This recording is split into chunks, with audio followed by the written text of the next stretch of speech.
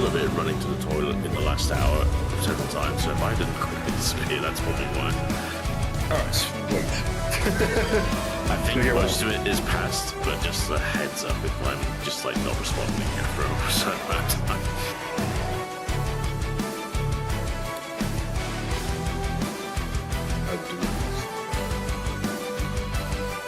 Seeing poor Ricard does that to me. It's terrible.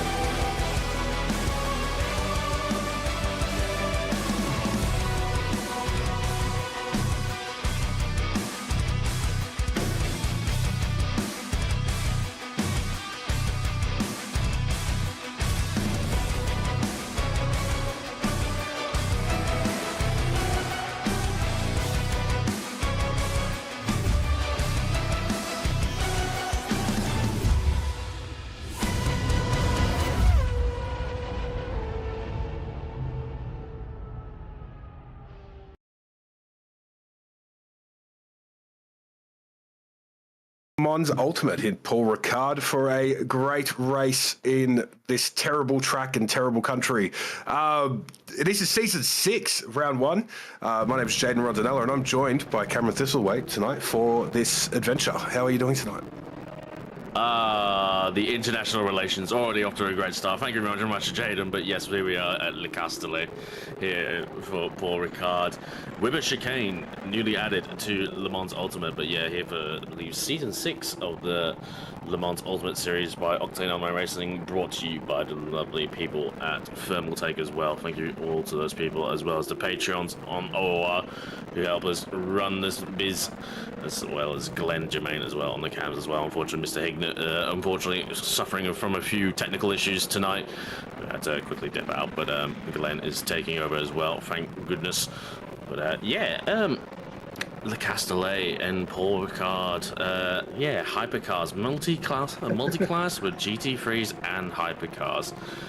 I'm a little bit terrified, not gonna lie. Oh, yeah, same as me. And it's a very, very big grid today. I think it's 42 cars on the grid across the hypercars and GT3s. And it's looking like a very strong grid out there. It's good to see Le Mans Ultimate getting a little bit of more people in and around it. So I think we're finishing up the practice now. We're about to head into qualifying, where we'll see all the cars out there. I believe it is still individual qualifying for Le Mans Ultimate, so we'll be watching each car kind of individually go around. And then once the qualifying's over, we will grid up. So we'll walk you guys through the qualifying when it starts, and it should just be starting about now. Yep.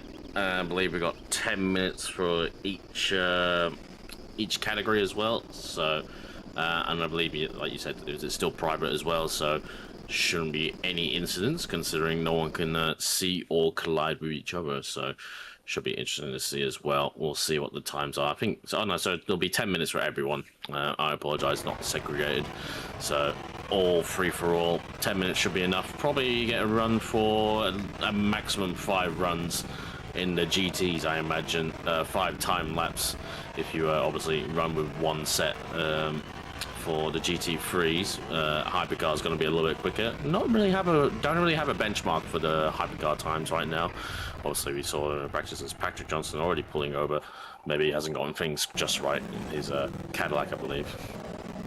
Yeah, not a great start there for Johnston, but there's enough of a straight to spin on here, so there is a lot of room to still make mistakes. And yeah, so now we're on board. I believe this is Mark Bushell in the Porsche. Oh, and we've decided we're not going to. And we're back on him. It is over here in the Porsche hypercar, which I think everybody's loving a bit of Porsche. I don't see many Alpines out there today, so I could see that the French love is clearly strong. Yeah, it seems to be a flurry of Porsche hypercars. Unfortunately, I believe the bug that the car icons are missing due to anyone who's using a custom livery right now, so that bug is still around, unfortunately. But yeah, it seems to be a few Porsches in the hypercar series class, a few BMWs as well in the GT class, and we'll have to kind of gauge it case by case. I did notice there was a few Cadillacs as well, and definitely I think Patrick Johnson is in the Cadillac. Mark Bushell here in the 919, obviously in the Porsche. So he's very familiar with this, with the leads. I think he's been driving LMU for a lot longer than most drivers out there. He was actually quite an early adopter, but before we even got the service. But we'll see how he has it as he starts his first flyer.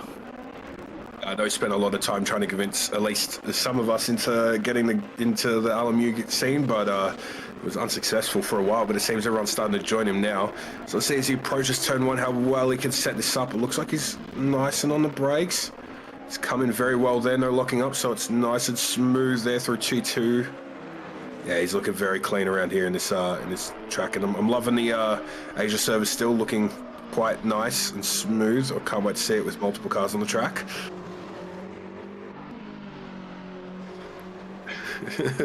Fingers crossed. Deja vu right now. We're hopefully we can go for maybe one sim can run well in so far out of this all these season openers. The exception of ACC, obviously. But yes, we'll trivial and tribulations. Maybe you should try LMU, seeing you're 0 for 2 out of going well on sims so far, Loopty. Hey, look, just because I didn't complete the iRacing race, I had a lot of more fun on that one, considering what happened on ACC, and we don't want to talk about that tonight because that was very sad. But that's a shame because I do. Oh no! We all had fun. It's funny you had iRacing issues when you weren't even playing iRacing. It was quite hilarious for a very moment. But we'll got to get the knife in early, Luke. You got to get the knife in early, and we'll leave it at that. Yeah, something always happens when I'm playing a bit of ACC. Always going to have something come up and destroy my race or whatever. But that's all right. Mark Bushell, at the end of his lap, almost just a few more turns to make, and he's looking still very, very quick there. Obviously one of probably the first cars out there, so this purple time we'll see is probably going to be the benchmark for everybody else to set. As he does come around that final turn, heading down the straight. What time has he gotten here? A 150.1. Is that right? No. Is that right? Oh, 151.8. I'm reading, yeah, but other people have set their laps at the same time. It's a 149.3 for the fastest, which is, of course, Alpine, French track, a French car, probably mixing well. Yes. Yes. I don't know how to follow that up, really, quite frankly, but Alpine on track, going quite well, which means there's probably quite little French in it. But yeah, we're off to a fantastic start, I have to say. But we don't, Hypercar don't run here in Paul Ricard. This track was brought in because of ELMS DLC. It was in December, but Hypercar don't run here because they don't run in the ELMS series. So the fastest they have is the LMP2s, which the real life fastest lap is a 51.281. So we've already been that, as we should in these Hypercars. They're maybe not quicker through the corners, but they're a lot quicker generally through most of the parts of the track and the faster corners as well, considering all their extra power over the LMP2s. But yeah, looking like pretty awkward. Iman Rayan, I'm not too familiar. I feel like I've seen the name before, as unfortunately gets a big tank slapper through the middle of Bozet, but does actually a very good job to catch it up. And I feel like in GTs that we're most familiar with, you would definitely have gone out wide and invalidated a lap, but he still managed to keep it valid and still holding 2 purple sectors as he rounds us now way into the penultimate corner of Tour Corner, and then finally into Virage Dupont in this awkward right-hander with a big entry curve as well. But it gets nicely rotated in the Alpine Signatech, and they're pounding down all the way to the straight and looking for, I imagine, a 48 from Rayan, and he does a 48.847. Very, very quick out there. So let's move over to the GT3s now. Right now we're on board with Shady Samuel in the McLaren, which is a very, very nice car. Now remember, these GT3s are very different to the ACC ones because these are the LM GT3s. Not as much power, so not as much top-end speed, but they are very, very quick through the corners. Very, very good cars. So right now, his fastest time at the moment, not too sure, but the fastest time in GT3s is a 205.6, which is perfect time for that come up. Shady is second at the moment in that category, and he's 0.6 off of that, so in the 206s at the moment. But if he's pulling off a good lap, which it looks like he might be on for a really good one here, we could see him taking the lead. Oh, but then, oh, the lead's just getting a bit further away. 204.7 is now the top time, so time's changing very, very quickly here. Lamborghini currently running out the front, and the rest of the field is slowly just trying to make up that time and catch up with the that pace. But Shady Samuel setting a purple middle sector at the moment, so definitely running very, very quick. You see the sparks fly off of that front bumper as you see the car's ride height so low to that ground. Seeing sparks fly off from McLaren at that corner reminds me of seeing you in Saxon Hayes there, I believe, last year. But yeah, sorry, I'm really getting the digs in, I have to say. It's the first thing that springs to mind. But yeah, doing a good job as Shady in a purple middle sector as well. But as you were saying before, there's so much chop and change at the top of the field. He was going from being within a second to already being 2.4 seconds off. But now she'll see what Shady can produce on this lap. I'm sure it'll put him quite close, but it looks like Bromo's put a real absolute blinder down. Not too sure if he can be unseated.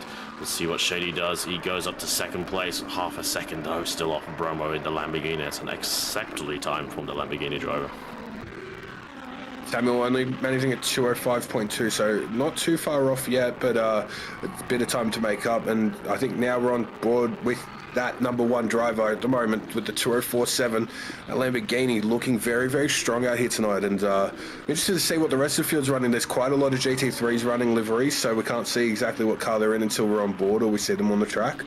But it's looking like a decently strong field. Your front end's quite a bit up ahead, and then the pace is very similar throughout from 6th to 15th. They're all within a second of each other, so it's looking like a very good field out there tonight. I'm very excited to see how well the racing is. Yeah, a lot of new names as well. Todd Bromo, I'm not too familiar with him. I don't recall him in the last year's previous season of Le Mans Ultimate, but great to see so many new names. And as I said, I think our biggest field today as well, 41 cars. Ashan Lele in the Lexus custom livery as well with the pink blossoms. I was expecting a McLaren from Lele given their previous preferences, but going up to P3 right now, confirming their P3 that they were already in. Well, it's 7/10 off the Lamborghini's time. And the Lexus, not the powerhouse. Its ACC, compatriot is at this track, and is quite a beast there. I will be interested to see if it has even a morsel of the straight line potential that its ACC counterpart has come the race. But yeah, Le Mans Ultimate, doesn't necessarily share the same kind of bot favoritism as some other as ACC as Patrick Johnson's fantastic livery. Yes. Right, Jaden. Patrick. Yep, of course. No, nothing else expected from Johnston there. That livery is certainly one of them of all time. The green Cadillac, obviously, looking quite beautiful. Johnston, not too far off the top pace as we're going through. Only 0.3 second, or 0.4, I'll say. Or a little bit snappy coming into that corner. I'm guessing maybe a little bit of a lock-up actually moving through, but good exit out of there might put him on still for a good time. And he's got a purple first sector at the moment with that minus 0.120, so that's a 10th quicker in that first sector at the moment. But a little bit slower in that middle, so it's interesting to see whether he's going to be able to make up those 4 tenths he needs to take up first. But he's definitely at the moment set for front row on the grid. Yeah, absolutely siving through these high-speed corners. They've always been quite such a struggle in the GTs. But a good run through 6 and 7, and now into 8 and 9 the last couple of corners. 6 and 7? Good job. Yeah, no. 6, 7? Oh, I'm sorry. That's it. Yeah, I'm retiring now. Blake, take over. My bad. That's it. I do not feel bad for any of the other that's I've had for you. Well, that's my bad. Oh, look at that time. Johnston only 0.009 off of the top time there at the moment. That's a incredibly close 1-2 at the moment. That's what, 9,000th of a second. That is very, very, very close. Well done. Who's the second Johnston on the list? I see we got Johnston at the front. I'm guessing that's Patrick. Who's the one in? Ash Johnston. Yeah. Yeah, Ash Johnson has been racing in this LMU series as well, so that is going to mark the end of our qualification series, qualification round, but still a few cars to finish. Ricky Packham here in P13 in the Valkyrie, looking to cross the line and isn't going to improve, stays P13, but it looks like it is going to be Rayon on pole for the hypercars at the very least.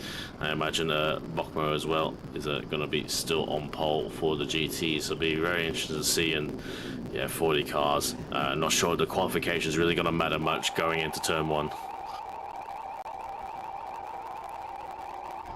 Our 1-2 for the Hypers currently a second ahead of third place. So at the moment for our Hypers, we've got Rayan in the front with Johnston, Patrick Johnston following up second, very, very close times.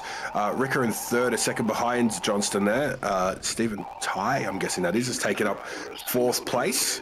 And then Vaughan is in fifth. That's a very strong top 5. They're very, very close. That's all pretty close on that grid there, and I'm sure the GT3s are just as close, and I'm very excited to see how the start of this race goes. T1, obviously not the safest turn. It's very sharp left, so very, very good for someone sending it up the inside. I hope it doesn't happen, but it normally does.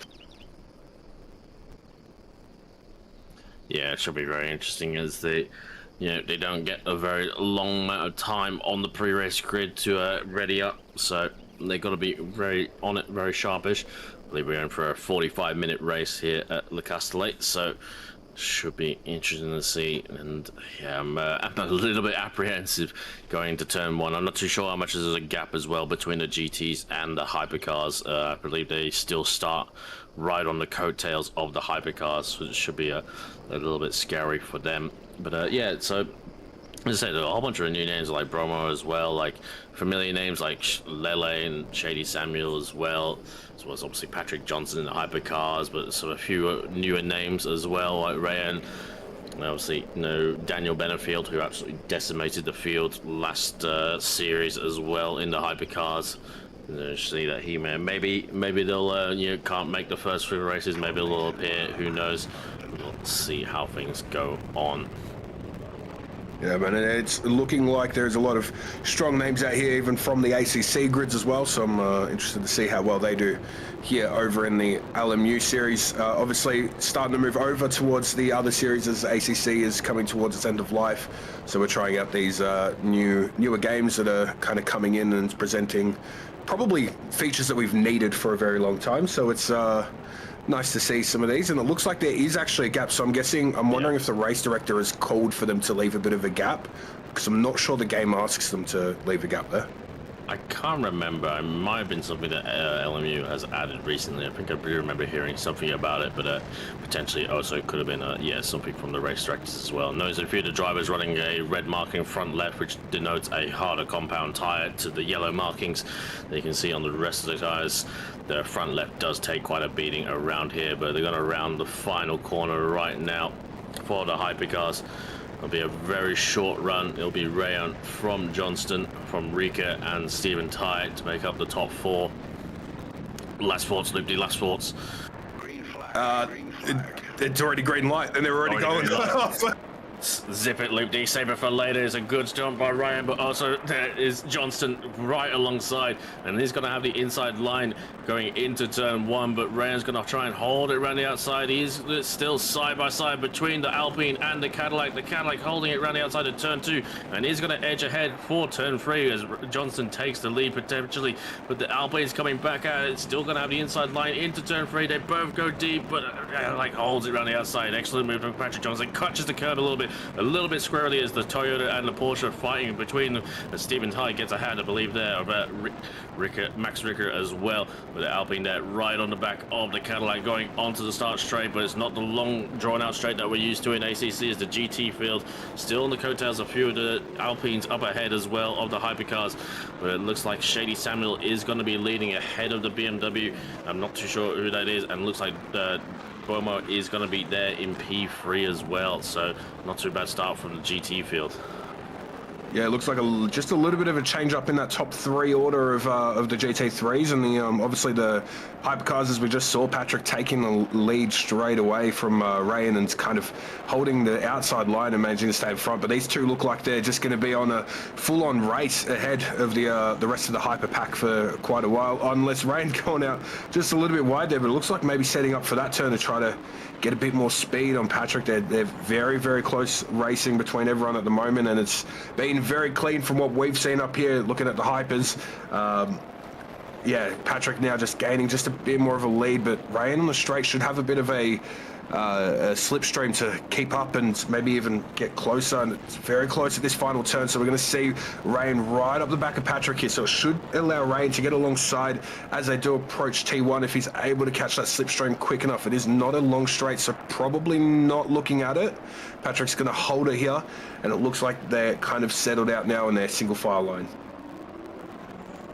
It's going to be interesting to see how Eman Rayan tackles this one. Stephen Tidez in P3 ahead of Max Ricker in the Toyota, just behind in the custom livery. And the BMW looks like Ben Vintonet as well, just behind him. So not too much overall change. I think only really Stephen Tidez getting ahead of Max Ricker for P3. And obviously, Patrick Johnson taking the lead as well, as the Toyota looking a little bit more of a threat there from Ben Vintonet in the BMW. The run down to the straight and said, like, yeah, Le Mans Ultimate, the slipstream effect is really not actually very potent, and only made more difficult by the we don't have the extra long straight that we used to in ACC. We got the chicane, and they're getting closer and closer, but it's really hard to make a move done, especially with how actually decent these cars are on the brakes with all the regenerative braking from the hybrid systems. They do get stopped actually pretty well despite their lack of ABS, but the front two absolutely already disappeared, well gone. Actually, I think because they're actually glitched out. Just saw the sparks of them appearing just up ahead. Oh, it's all there for the Lamborghini spinning in a straight line on the stride. There's a wheel off as well. What on earth has happened there? That was our person who was in third place, who qualified first, spinning there on the Mistral straight at the start. I'm guessing a little bit of contact coming out of the turn by where that was, but that was insane. I'm hoping that the race isn't ruined. I know that there was a tyre lost or two, but he's going again. Yep, front right tyre gone. Just going to head straight through Mistral, and I'm going to guess trying to get back to the pits as quick as possible. Yeah, I'm not too sure about Le Mans Ultimate's repair system, but putting a front right back on, I'm not sure if it's going to narrow down, but surely it must have been contact. It seemed like we were halfway, we weren't even out to the braking zone yet, and the Lamborghini was already going for several spins. And oh, there's an Alpine cutting the course there. I'm not too sure what's in the background. Maybe there's something that was involved in all that. The Alpine that's of Xavier Eaton in the background. Unfortunately, I really hope that, and unfortunately, it does spell danger that, something may have happened, whether that Alpine was involved as well, and obviously potentially over GTs. So, yeah, that's unfortunate for the pole position place of the GT class of Bromo, and I think that's a race done and dusted. I don't think they'll get that back or repaired in any timely fashion, that's for sure, as the Sean Lele chasing down P3 in the Lucas, I believe Lucas Marshall in the AMG just up ahead. Yeah, there's a few little bits of damage going on at the moment. There's a McLaren in the pits as well, and Brooker in the GT3 is currently in the pits as well. So I'm guessing maybe a few people who had to do with that incident or later incidents. So not too great. Crashing in a straight line. Don't say it, Liam Hamilton. Don't say it. They the line.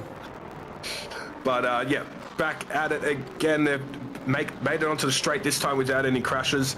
The Lexus here of Ishan Lele catching up to that Mercedes very, very slowly per lap, looking for a move on it maybe soon. I believe that's Marshall in that Mercedes, who's now moved up into third. So this is for a podium position. So Lele's going to be pushing to try to get this spot. Samuel and Alice not too far ahead right now. There's the BMW of Alice on our screen. Where is Shady Samuel? Disappeared somewhere. I'm guessing that would be the limited draw distance within the cars in this game. But not too far ahead, I believe, both of those. So there's definitely that whole podium is up for grabs. Yeah. No worries. I appreciate Glenn trying to suss out what happened to that Lamborghini. Do the best we can, obviously. A little bit Doesn't have the replay system that we're used to in ACC. Looks like Marshall there, a little bit like a ragged here and there, a few wide moments, a little bit awkward lines under threat from the AMG, the Lexus, going very wide there. Looks like Echelon really went for a dive, not too sure. Probably boys keep it clean, keep it clean. You can see there the McLaren just up ahead, so yeah, you were right there, Loopty. I think there is a little bit of draw distance, a little bit of buggery, but going well. It's, you know, one standard tire as well for GTs, you know, no multi-different compounds, and we believe even with the GTs and hypercars are all going to have, should be good to do this 45 minutes, maybe like a fuel saving for the ones that are a little bit touch and go, but everyone should be able to do 45 minutes easily here in LMU. I'm gonna guess. Everyone has a different, like, I swear, like, everyone has a different take on how easy it apparently is. Maybe I'm just out of touch. I think I am. It's LMU. I reckon they're gonna have to pit. I can't wait to see no one pit. No. They're doing too. Yeah. I don't know. Maybe. Yeah, I forget you're an expert at these pit stop stuff. We're going to replay now of Top Bromo, and we'll see what happened. So he's chasing down the BMW. I believe that was the BMW for P2, whose name eludes me right now. Ellis, I'm not too sure.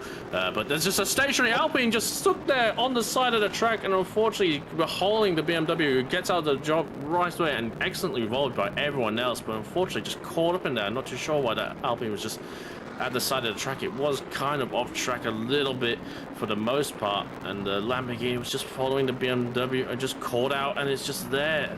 Oh no. Amazing job by everyone though to avoid this car. One of the last spots you'd expect a car to be sitting, that would have been scary as.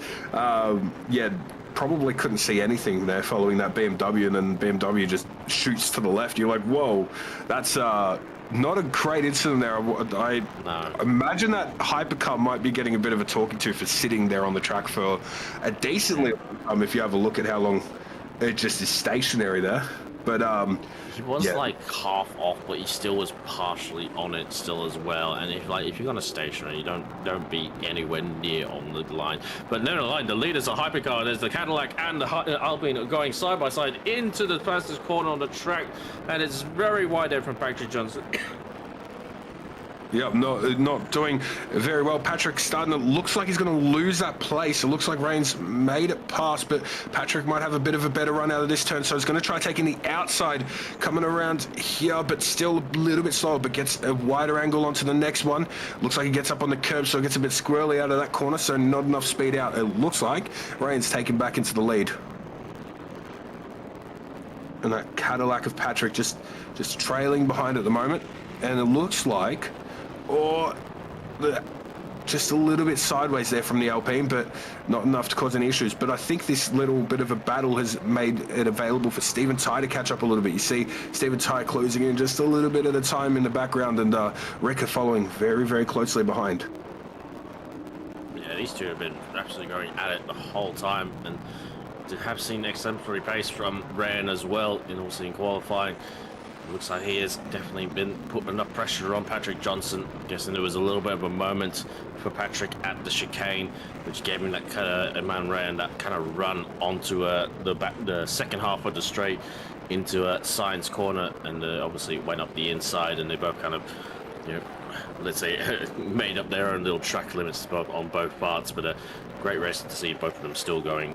But didn't see it yet. There's GT cars are starting to field, so he's got the lead for now as Iman Rain, but he needs to side through these GT cars nicely and clean it. And that's very wide. That's very deep. He just gets to stop enough for a corner, but it's going to affect his exit somewhat. The Cadillac's right there on the back as they come out past the Ford Mustang, and it is going to be very close. Patrick can smell an opportunity, but I don't think it's close enough to make a move right now into scenes.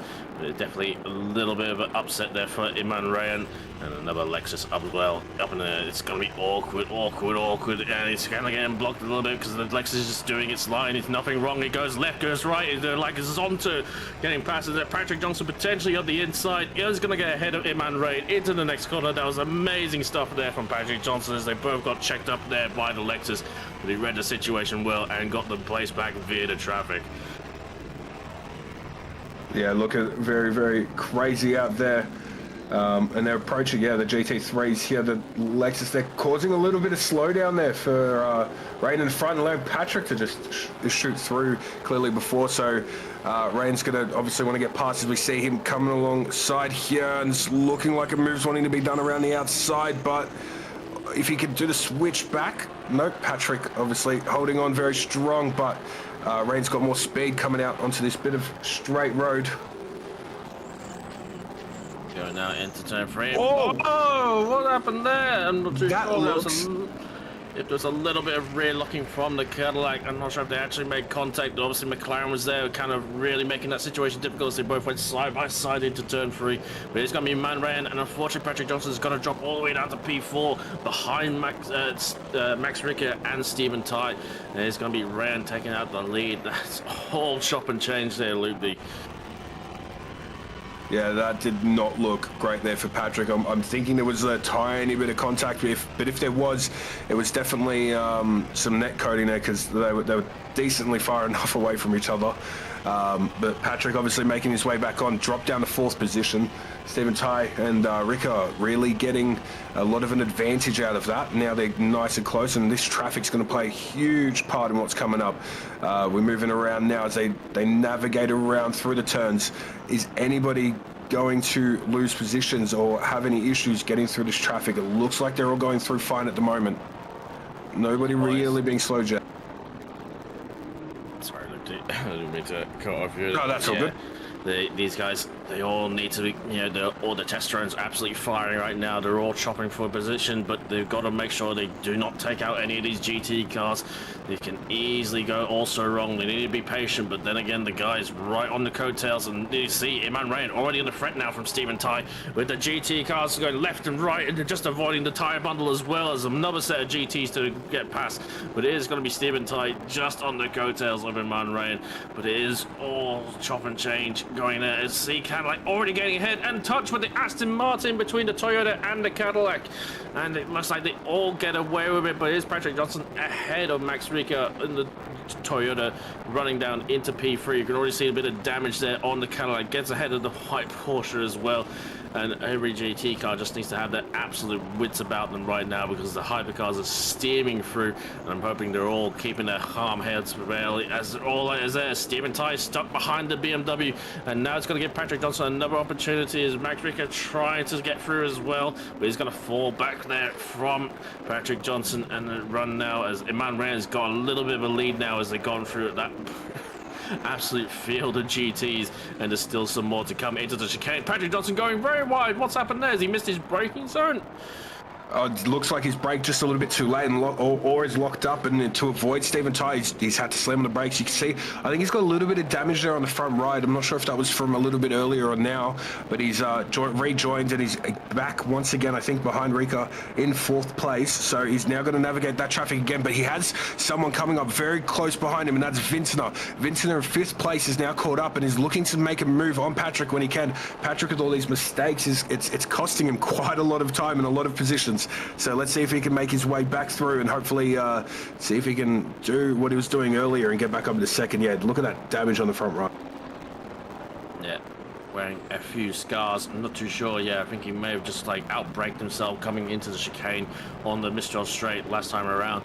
But Man Rain still on the threat there from Stephen Ty, even though he had a bit of a lead. One little bit of traffic can completely undo it, and you completely mitigate your absolute lead. We've still got half an hour to go as well. We're going to see a lot of some very much, definitely danger zones. There's a lot of very difficult parts of the track for these GT cars to try and get out of the way, and they're not obliged to get out of the way. They're obliged to do their line. Obviously, be aware and looking in their mirrors. Don't just move over on a hypercar. But as the Stephen Ty there stuck behind the Mercedes, goes around but loses a bit of time, as you can see, to Iman Rain. The Toyota trying to see through as well, kind of pushing the Mercedes a little bit off there. And yeah, I think some of these GT drivers are going to be maybe a little bit aggrieved at the way these hypercars are actually siding through. Obviously, they're all fighting for the lead there, but there needs to be respect on both ways. Yeah, it looks like Range just slowly making a bit of a lead on the rest of the field there, but you can see the Hyper's just wanting to get through and get around the GT3 traffic before they hit the turns. It's a pain to navigate around them through the turns, so the straights are probably where you want to. They're going, yep, there we go. Patrick gets right past that GT3 very easily. The Hypercar's so quick, but again, it's so easy to lose them with the no ABS, so they push them very, very hard to keep going. I'm wondering if Patrick is now, with that damage on his car, if he's going to lose some of that pace that he had before, but it looks like he's not. He actually looks like he's catching back up to that pack, so I think he's very determined to do what he can. Now, is he running mixed tyres on that car? Yeah, so he's running a harder compound on the front left, which is the kind of tyre that takes a bit of a damage, so you can see there's on the marker as well. So he's got like a H and M, so he's got the harder compound on, but it's just the front left, which is kind of the we see this from some of the hypercar drivers in, depending on the tracks, if there's one that's particularly hard on the tires. But it looks like the Cadillac there, Patrick Johnson's going to draw alongside the Toyota there of Max Ricard, and he's going to get ahead. Actually clears him into the first corner, where Max Ricard didn't really want to fight that as hard as it wanted to, given the pace there of Patrick Johnson. Despite all his moments here and there, he's still clearly got a lot of pace, and right now we're seeing pace is not enough to completely make you safe from all the traffic and all the things you've got to navigate to get to the end of this race in first place. Yeah, and we can see on that little HUD thing there, the yellow on the front bumper for Patrick, so that's clearly showing that damage on the front right there. But he's definitely making up the time now. I wonder if Ryan's going to regret not putting on that that hard on the front left, because obviously this track is very, very heavy to that front left tire. So a lot of how quickly it goes down in grip for that tire. So I'm wondering if maybe he will regret that later on. There's still 27 minutes of this race to go. The current top five are Ray and Ty, Johnston and Ricard and Vintner, who are running through the Hypers at the moment. The GT3s seem to be doing a good race. Just a few incidents earlier on with some minor and maybe a little bit of a major spin, but it's looking pretty clean altogether though. Yeah, for sure. So we're in a bit of a lull right now, but I'm pretty sure we're going to catch the next set of GTs quickly, as they're all kind of trying to do their race. Oh, as the BMW goes very wide there, navigating Shady Sampiel, the P1 for GT cars class. We haven't looked at them too much, but is Shady Samuel 5 seconds to the good ahead of Ashan Lele. There's Dybos Curtis in the P4 in the Fanatic Porsche, navigating his way through Boset right now, and just trying to can get through his. I'm just hoping all these GTs don't get absolutely clattered by any of the hypercars. Not to say that hypercar drivers are the agree, but when they're all fighting for a position like that, I think quickly. Composure goes quickly out the window, as you can imagine, as you can attest to as well, Jaden. Not commenting on your abilities there, but when you get into a fight, everything just goes out the window. All care just goes to the wind. Yeah, look, especially for the top positions that those hypercars we're fighting for, and even as a GT3 car with hypercars coming through, you're trying to defend, you're trying to attack, and it makes it very difficult on both sides to navigate safely around, and you're looking for a lunge that you can make before you hit the corner, so everyone's going to be just on that bit of an edge, and it does cause issues, but if everyone is able to navigate safely, it can make for some very, very nice racing. Now, I believe we've got a Lamborghini back there. I'm not sure if that's a Lamborghini that did have the incident earlier, but they are driving very well. Is it the same? He's no, still in the race, according to the timing book. I think that might be Bromo still. So, is that Bromo still? Yeah. So Bromo trying to make his places back up and get back up into that lead area. Back onto the lead lap, I should say. Yeah, I'm not sure if he'll get there, but potentially with 24 minutes to go, could be a kind of retirement soon forward, and may get a point at the end of this, based on just retirements and potential issues with other cars, and clearly got the pace as well.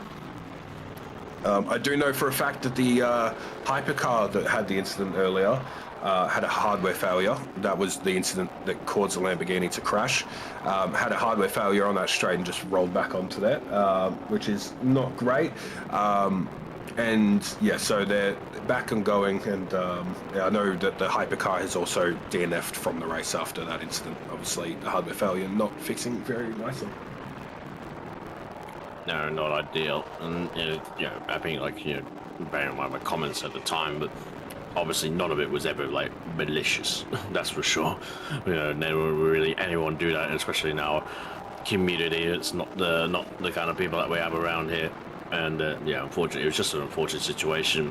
And as the Lamborghini was kind of following the slipstream of the BMW, and was kind of just a little bit like obviously like kind of focused on that BMW, and the BMW kind of really just got out of the way in time as well to clear that clear that stationary hypercar, and the Lamborghini just didn't have the time to react, unfortunately. Yeah, not the greatest thing there, but it is looking for like a good race for the few others. This is looking pretty close here for the battle for 4th and 5th and 6th at the moment between Diebold, Reinhardt and Cook. They're looking like a very, very strong battle out there between the 3 different cars. BMW, Porsche, and I can't remember what cars out. Oh, another Porsche. So 2 Porsches and a BMW going at it right now through Paul Ricard in this in this great French place. Wow. Put down the tourist board. Great French place by Jaden Rodinal. Yeah, it's a great French place. It's the only place in France I'd ever want to go. If I ever made it to France. I wouldn't cash your bets on your visa right now, put it that way. Yeah, Ben Vinton, actually another Cadillac here, just creeping up behind him. I wonder if that is, I wonder if that's Harry Lawrence that is in P6. I'm not too sure where he actually qualified, but I do remember him from previous LMU seasons. There was a lock up there from Ben Vinton on the front left. Does get it stopped before the first corner, but going to be feeling that lock up if he keeps producing that. But Harry Lawrence, a very, very quick operator. We saw him a lot in GTs, and he was very quick in those. And I think very quick in hypercars. A few times he did run them as well. So in the Cadillac, in the more so IMSA colours, but really giving Ben Vinton a lot to think about right now.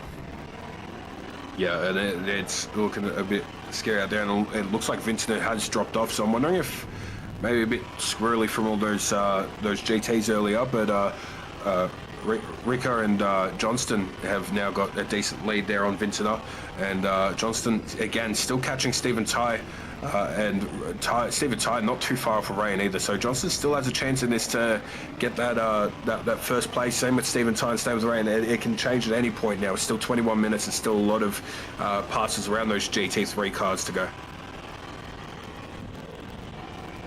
Absolutely. I reckon we're not too far away from getting the GTs again, as it only took 15 minutes from the start of the race. Oh, I was very wide from Ben Vinton. Gets the entry all wrong, and it's going to make it very easy there for Harry Lawrence. Does get through easily, takes a position. Might want to defend a little bit as Ben Vinton tries to undo. Oh, catches a little bit of a tank in the middle of the corner, catches it. Does get it all under control and up into P5 for Harry Lawrence, but we've got 7 seconds to catch up there to get to Max Ricker. Yeah, look, it's no easy task, especially while navigating these GT cars to do that catch up. But and we are seeing again GT3 cars all across the field at the moment. So you're pretty much almost always going to have a GT3 car to pass. It's just been lucky for these guys for the last few minutes that there hasn't been one. But now we're catching them into the Sector 1. It's had a Mustang out here in the LM GT3s. I think that's the first one I've seen today. Kind of surprising, this first one. It's one of the free cars, but maybe the Mustang's not to everyone's flavour. And going along, seeing a lot more McLarens than I remember when I was playing LMU. That's for sure. They're a bit more popular now. You saw that Harry already started to get a little bit checked up behind us, just navigating those GT cars, and really giving Ben Vinton all over the back of him again to see if he can get this place back. But I think Harry's got the pace, but it's just the traffic at the wrong time, and they've got to catch him again here at the wrong time going into the chicane. But that's as the Lexus does go wide, they both go wide, and Harry Lawrence does get up the inside, goes around the outside of the McLaren again. That was quite, probably not how they planned to take that corner, but they did get through those GTs one way or another. It's not the way I would have expected that to happen, but they both got through quite cleanly in retrospect. Yep, and then the McLaren's still able to hold out ahead of the other GT3 just behind. Oh, and that's a snap there for Harry Lawrence, which is going to allow Vintner to probably, get past again. And now they have to worry because now they've got Ash Johnston slowly but surely approaching from behind, and definitely starting to catch up to these two that are battling out for that 5th position. There's Ash Johnston. Looking very, very strong at the moment, getting through this field in another BMW. This is the BMW train, apart from that Cadillac just sitting in the middle. So Ash Johnston obviously wanting to get past and get close to that 5th. I think that top 5 is definitely a goal at the moment for a lot of these guys and past that position. It's looking like a very strong, and I'm looking at the timing board as well, and Patrick Johnston is only within a second of Stephen Ty now. Caught up. He's caught some GTs as well, as they're all having to try and navigate some. This is another round of GTs for the leaders. They're all a bit more spaced out though, so hopefully it should make things a little bit easier. Get some nice run onto the straight, shouldn't be impeded by the McLaren. A little bit on the exit there, but got the downforce as well just to circumnavigate it. It's going to catch the BMW, it's going to clear the BMW easily. I'm not sure if he's going to clutch that Porsche in time before they have to start braking, definitely not. And should be actually ideal, but the Porsche goes very wide. It's going to rejoin as well. It's not ideal for the Cadillac, and kind of comes back at him as well. A little bit messy there from that Porsche, I have to say. And he's going to clear, hopefully, this Mercedes in time as well. It's crazy the speed difference, but you can see Stephen Ty kind of haven't really lost or gained really on Stephen Ty at all, as he got a bit of a gap now into the next GTs. Yeah, those GTs definitely, I think, help Stephen Ty just to keep that gap a bit wider. So Patrick's still quite a bit of work to do if he wants to make it 2nd position, but still on the podium. The field a bit open. Harry Lawrence still kind of close behind Vintner, but the gaps have definitely opened up. There's a bit of a battle here going on for 10th at the moment, with McFarlane, Papiano and Lewis all within a second of each other at the moment, trying to battle it out for that 10th position at the moment. It's like Andrew McFarlane on the only Ferrari that I've seen in the hypercars so far this race, and got the Peugeot just behind him of Papiano, as well as Lewis behind him as well. Great to see some of the names coming back to the series. I think Peter Papiano was kind of headed up some of the AMS2 efforts. Did try to give LMU a try, but kind of give it a little bit after a while, but has come back to it, so nice to see him here in the Peugeot as well. I see a couple of GTs just up ahead. They're going to impact these guys. They might get away with a run down to turn 3 and just clear the Ferrari at the very least, the GT, but definitely that pink BMW up ahead is not going to be cleared, at least for this Peugeot, and he's going to have to wait, and does a good job of waiting very deep there from the Ferrari hypercar. Desperate to try and make that move. Peter goes around the outside of the BMW and has the inside for this next corner, and does a decent enough job to clear him as well. It's kind of a best of a bad situation, and you see that the Ferrari has gained a little bit just up ahead on him in all of that. And so I'm looking at the laps down in the bottom right for the energy that Papiano currently has at the moment for left of this race, and enough energy. So I think, I'm going to say you're probably right earlier with how much fuel they'll need, and that they'll probably not have to do a pit stop, except for, of course, the Lamborghini that got into a collision earlier on did need to, and a few others did. But in terms of fuel, everyone I think is and was safe. Yeah, a bit of margin there as well, but it looks like for Papiano. 9 laps will be definitely enough for 15 minutes. Actually, kind of maybe a little bit closer, given that obviously these hypercars do. Whoa, there's a Lamborghini that goes for a spin. I'm not too sure if that was assisted, but it's quite a weird spot to go for a spin there. I wonder if that was our pole position car, I believe. I'm not too sure if there was any other Lamborghinis in those colors, but looks like hopefully he can get going back under his own steam. It's still got Ben Vintner here ahead of Harry Lawrence, since that mistake put Lawrence back behind this BMW. Going to be ruining that mistake a little bit. And it should be a good fight between these two going to the end. There's a few GTs up ahead that we did see the other guys clear, the leaders clear. So these two will be having to navigate them as well now.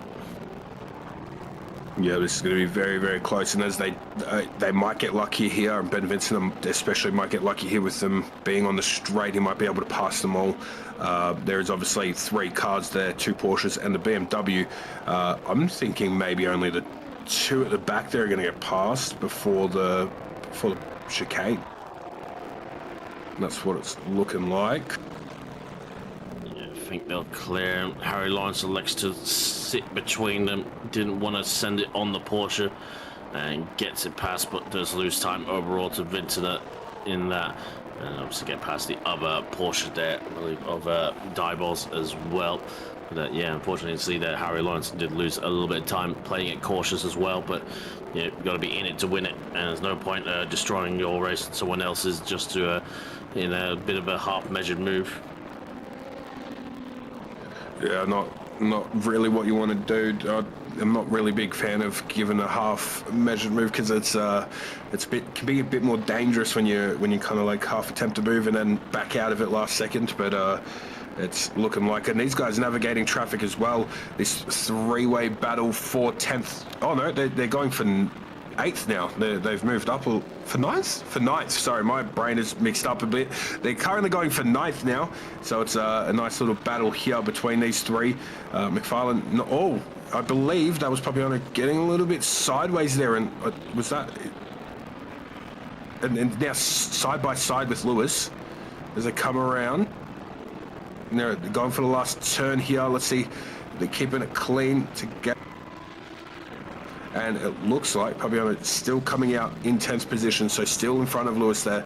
A little bit of a slide there, almost cost the position, but holding on very strong in that 10th. So that battle for 9, 10, and 11 between those 3 at the moment. Yeah, it did look like Lewis maybe got ahead at some points, but maybe had another mistake on his part. They kind of gave it back to Papiano, but yeah, definitely Peter had a little bit of a moment there to give Lewis a chance, and letting McFarland off the hook a little bit. There's a few more GT cars. How are they going to get past this? I mean, they're just going to have to sit behind. It's going to let the Ferrari get away a little bit. And Peter is going to get ahead into this corner before the turn. And Lewis is going to side pass as well, just about. I wonder how these guys are in track limits, because they are seeing quite a few track limits being, let's say, extended by some of these cars as they have to, fight with the traffic. And be interested to see. I'm not sure if we actually even get notified if any of them actually get a track penalty or not. Too sure. I'm not sure. I haven't seen actually anyone get all their track limit points from the broadcast. Yeah, there's been quite a few of off-track adventures, so I'm surprised there's not been anything appearing yet, but that's not too bad. I'm looking across the board as well at the moment. So apart from this battle that's currently we're watching between Lawrence catching up to Vincent at the moment, up in 6th and 5th. There's also is it Vaughan, but just behind, I believe that Vaughan, just behind Nathan Monks, I believe that is in the 12th position for fighting for 12th at the moment. Looking very strong, and I believe that's a Cadillac versus, what car is Vaughan in at the moment? Toyota. And yep, they're going around the last turn. Nathan Monks, yeah, they're very, very closest battle here. I think this has been going on for a few laps now. Nathan Monks just got it looks like a bit more straight line speed, but Vaughan just seems to be able to get that braking done very, very well and catches up every time into that braking zone. Yeah, I'm not too sure if this is... I feel like we've seen Nathan Monks in LMU before, but maybe... I'm not sure if I've seen him in a hypercar before, that's for sure. Yeah, I think this is his first season for Hypers, definitely. It is quite a lot to learn, I have to say, learning hypercars. If you've obviously never raced them in any other series, just to get past these GTs, both trying to get side past the BMW and the Porsche up ahead. It's going to be a little bit awkward here from Tim Vaughan. Yes, they can't really chop down because the Porsche is there. He's unfortunately going to affect his exit. You can see the Cadillac's going to run away with that one as well. So a little bit awkward there, but they all got through it.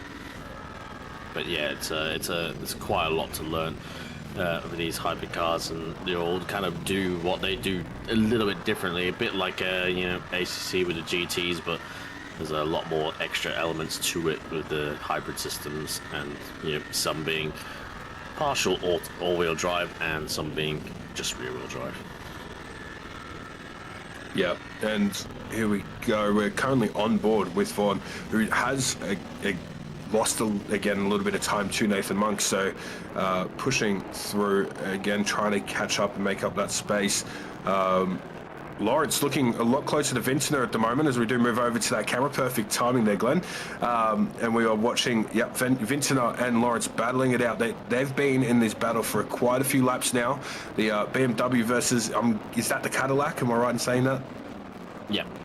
Yeah, so Lawrence driving that Cadillac very, very, very hard here, trying to push up behind Vincent. Obviously, as we said earlier, the slipstream not too strong in this game, but might be able to make it work, especially being this close behind as they enter onto Mistral straight in just a second.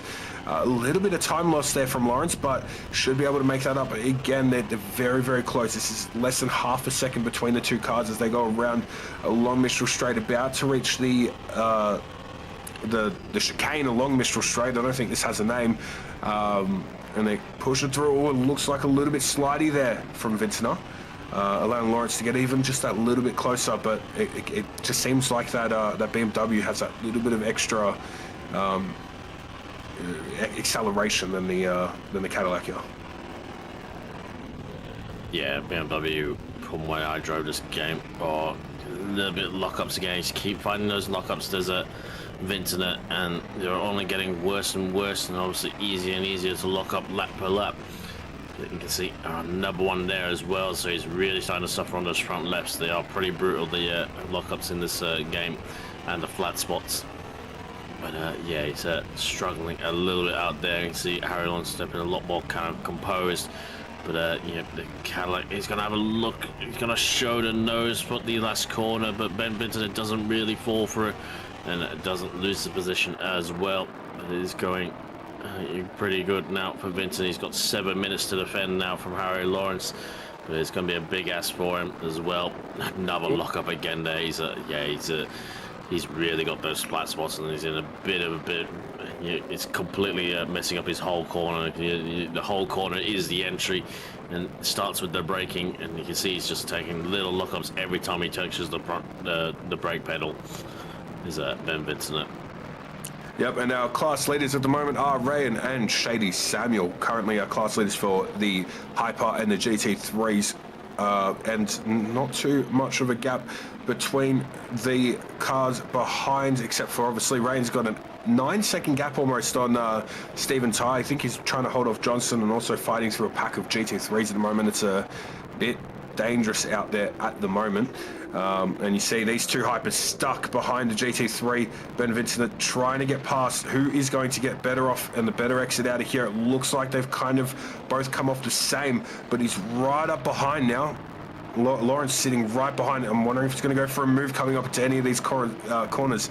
Ben Vintner is still holding out ahead, but it's very, very close between the two. If he has another lockup, it could look like a move is done and dusted here if there is another lockup. But there's another GT3, and it might hold up one of them. Oh, and there's a little bit of a snap there from the Cadillac behind as they approach the GT3, obviously slowing down more than they expect, and it's given Vintner just a little bit more space from Lawrence.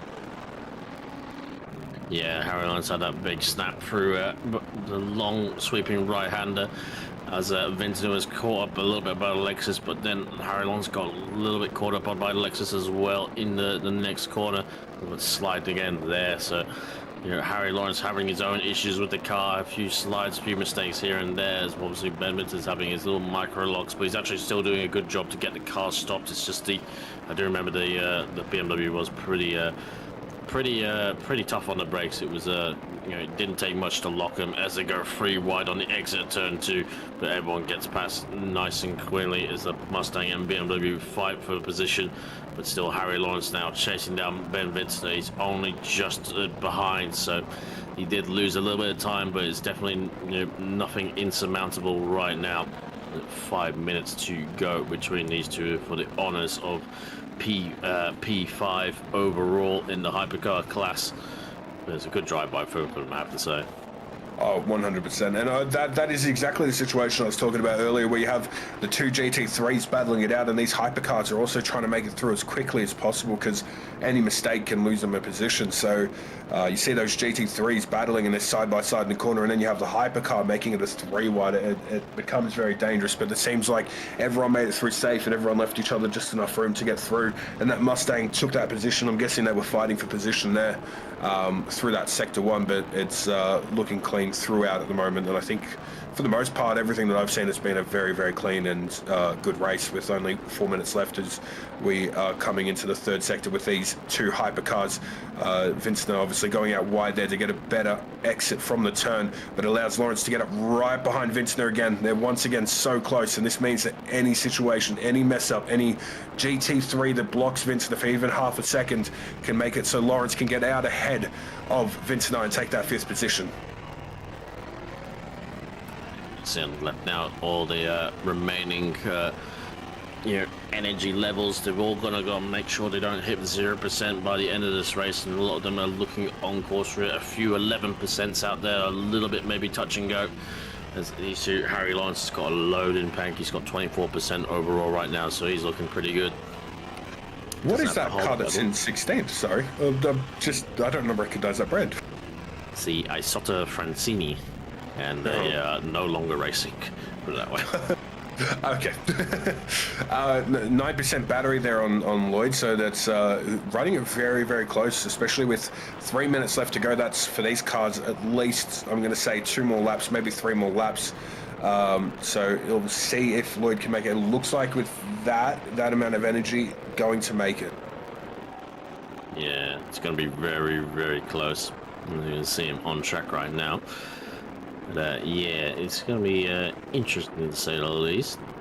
I might be in trouble, I'm not going to lie, doing the basic arithmetic off the top of my head, considering I think we've got at least maybe 2 or 3 more laps potentially, depending where the leaders are. But Steve Lewis right now all over the back of the Porsche of I'm not too sure who, to be honest. One of them. McFarlane is one. Oh no, so yeah, Vaughan behind Lewis. Yeah, tracking camera sometimes isn't very clear which car the car is tracking, but that's my error, as Vaughan is really giving the Porsche a lot to think about. He's going to run alongside now to run down into Sainz corner. He's going to have the inside, but the better line for the Porsche. He can sweep around the outside and carry the higher speed. You see he does an excellent job there as the Toyota kind of loses out. The BMW there just trying to navigate, just trying to do his own line as the hypercars run through. Definitely got way more downforce than the GTs, so it should be no problem for them to get by one. Definitely, I think one of the Maddens will be in those BMWs, if I recall correctly. They'll be doing split red after this one, so don't go away for ACC. I believe both Maddens are currently in this race session here in the GT3s, so good to see them out there. And double trouble. The PG BMWs looking very, very nice. But yeah, these fields, and it always scares me when those hypers come out of a turn behind the GT3s. The amount of acceleration and speed they carry through the turns compared to the GT3s, I just always think they're going to hit them. But thanks to the aerodynamics of the hypercars, they're so easily able to avoid those GT3 cars. It's crazy. Absolutely. Sorry, and we're getting a look at the GT3 board at the moment. Quite a bit of a gap between each of the top 5. The top 5 at the moment for the GT3s. Shady Samuel taking out the lead at the moment, with Ishan Lele in second, Marshall following in third, Diebold's Curtis in fourth. I almost said 12th because it's still 12 seconds. Reinhardt in fifth, and that is our top 5 for the GT3s at the moment. Looking very strong. Sean Muller kind of in a little bit of a pickle at the moment between Ferrugia and Madden. This is an intense battle. So I'm guessing that's one of the Maddens in a Pidgey Boys McLaren there, looking very beautiful pink. Oh, it's Matt Madden in the McLaren there. Nice and pink. I love the Pidgey Boys colours. So looking obviously for a move here on Sean Muller. Hopefully doesn't cause any damage to him. I'm not going to be too happy if he does. But it also looks like Muller's trying to make a move maybe on Ferrugia in the upcoming lap. There's obviously 0 seconds left on the clock, so race could end, I'm guessing, next lap. I'm not sure. I don't think the leader has crossed the line yet. So, yep, this is the first place within the hypercars. Currently looking, is this trying to get through blue flag traffic at the moment? Just getting onto Mistral Straight and looking very, very strong. Yeah, just clearing Callum Lloyd there as well, but he's since the first run of the GT's traffic, he's kind of really put his foot down and able to cement his lead as well. It was a good battle between them, to all fighting for that position. Obviously lost the lead at the start, did him and Ryan, but did a good job to get it back and kind of fend it off somewhat, survived the first run of GT traffic. It's always the hardest when they're all the least spaced out. But once he kind of got a little bit of a gap to P2 under his belt, he could kind of take the traffic at the pace he wanted to and clear it, not be completely immediately under threat. Speaking of under threat, Andrew McFarlane's got the Peugeot all over the back of him, having to navigate these GT cars that we were just talking about. Madden, as well as Muller and Ferrugia as well, should clear the ladder 2 on the straight without too much trouble. But it is going to be still Papiano trying to make the move on the Ferrari. Definitely the last opportunity to do so, but you see that Iman Ryan going to cross the line to win the first round of the Season 6 Thermaltake LMU series here at Paul Ricard, followed by Stephen Tyre. Excellent job by him. And it should be Patrick Johnson rounding out P3 in the Pepe Cadillac with a few scars to boot as well. Yeah, looking like a very strong field, and it looks like Lawrence has managed to get to 5th place, overtaking Vincent. So Lawrence will come out and round out that top 5 for the hypercars. Very, very strong race from those two, very clean throughout. So it's good work from both of them, and a thumbs up for both of them as well. And here we have Shady Samuel, I'm assuming hasn't finished the race yet, as he's still going very around the track. So, but looks like very much has taken the lead and taken the win of the LM GT3s for the first round of our LMU Thermaltake Sprint Series of Season 6 of this. That's crazy how many seasons we've already done of LMU, but very, very good end of this race. Yep, good racing by all. We obviously had there was a few incidents here and there, but considering we had 40 cars, mixed class as well, at Paul Ricard, some very tricky areas to go to, race these two side by side. It's I think we did pretty well considering the thing, other than the unfortunate situation with the Lamborghini and the Alpine on the straight. It's kind of an unfortunate situation. I think everyone did a pretty good job, all things considered. Yeah, 100%. I agree with you there, and I think it was a great race tonight, and I think it does show a lot of potential for this game. So I'm very excited to see where we go throughout this season. Again, watching as Shady Samuel does cross the line in just a minute as he comes through the final 2-3 turns of the track. It's this very, very long left, and then it's to the sharp right, which is almost a hairpin, and then comes around and gets to the finish line in just a second to come out first in the GT3s. Yeah, excellent stuff by Shady. I think he had a pretty clear run at GTs. They had a little bit of a less eventual race than the hypercars, that's for sure, but he did an excellent job. But yeah, Ryan gonna be your GT winner, and Shady gonna be Ryan gonna be your hypercar winner, and Shady gonna be your GT winner as well. But yeah, a pretty good race, all things considered. 100%. Any driver of the day for you? Oh, that's a tricky one, not gonna lie. I'm not sure if I can really put it down to anyone. They're all kind of there's a few, like, everyone kind of had a bit of a mixed bag race. Everyone had a little bit moments where they were kind of struggling here and there. I don't know. I give it to Ryan, to be honest. He did a good job. It's a boring answer, a bit of a boring answer, but he did an excellent job in my opinion. I would also say the same about Shady Samuel doing a very, very excellent job to keep first and get a big gap going there for the GT cars. I'd also like to give a shout out to Lawrence and Vincent, who did an awesome battle throughout that whole race there. So very, very great for the end of that Le Mans Ultimate Round 1, Season 6. Thank you all for joining us for this one. Stick around for Split Red in ACC. We're just going to have a short break in between the two things. So enjoy your time and come back for Split Red.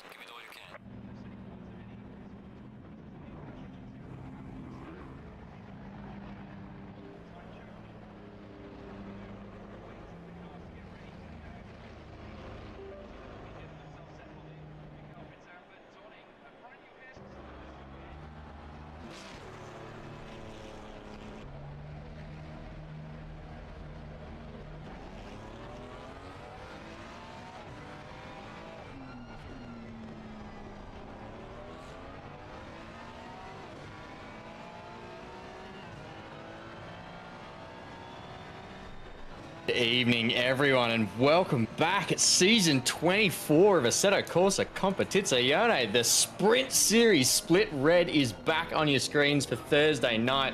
You got myself and the one and only Liam Hamilton here tonight with you. Liam is currently braving a storm up north in Newey. How's that storm treating you, Liam? It scared the crap out of me a moment ago. I've just shut the window to hopefully minimize some of that thunder. Hopefully nothing comes through on stream. But yeah, I'm battening down the hatches here, and hopefully it's an interesting one. And let's see if this race is going to be as exciting as the thunder and lightning I'm currently looking at. I reckon it's a cliche, a storm outside, a storm on our screens here tonight. So we're back at the Red Bull Ring, which I don't think we've seen this track for just a little while. My stream has just paused, but it's back now. I had some internet issues earlier tonight, so if I disappear, I am very sorry. But we're here at the Red Bull Ring, which is in my second favorite Spielberg in Styria, Austria. What a place and location. This track people have some mixed opinions on it. Some people love it. I know Chris Cooley hates it, although he's really fast here. You a lover or hater of RBR? Isn't Cooley fast just everywhere? Yeah, I mean, pretty much. I quite like the track, but I think I have a curse here. Every race that I've done, I've had incidents, and usually they've been my fault. So I think there's a bit of a curse at Red Bull Ring for me, unfortunately. But yeah, I do like the track. It's only got 10 turns, and 3 of them you could hardly class as a quarter. So it's really important that you get every single one right, and it suits different cars in different areas. So each car has its strength, and I think it plays to the car's strengths and weaknesses each time. You've got these really tight hairpins that the Porsches love to get out of, and the Aston with its turbo lag doesn't like those as much, and I've had some interesting moments because of that. But yeah, there's a very big mix of corners, and it plays to each car's strengths and weaknesses quite well. Yeah, too right. And on our screens now is actually, I believe, the only AMG in the field. And it's a bit of a special one here for us tonight. So Ryan Anderson reached out to me earlier on the week to make sure that we caught this livery, and what a livery it is. This is a massive tribute for the late and great Greg Biffle, also known as the Biff, who sadly passed away in a plane crash on the 18th of December last year. He was, I think, 1998 Rookie of the Year in the American NASCAR Championships, and came through with something like 19 Sprint Cup wins between 03 and 16.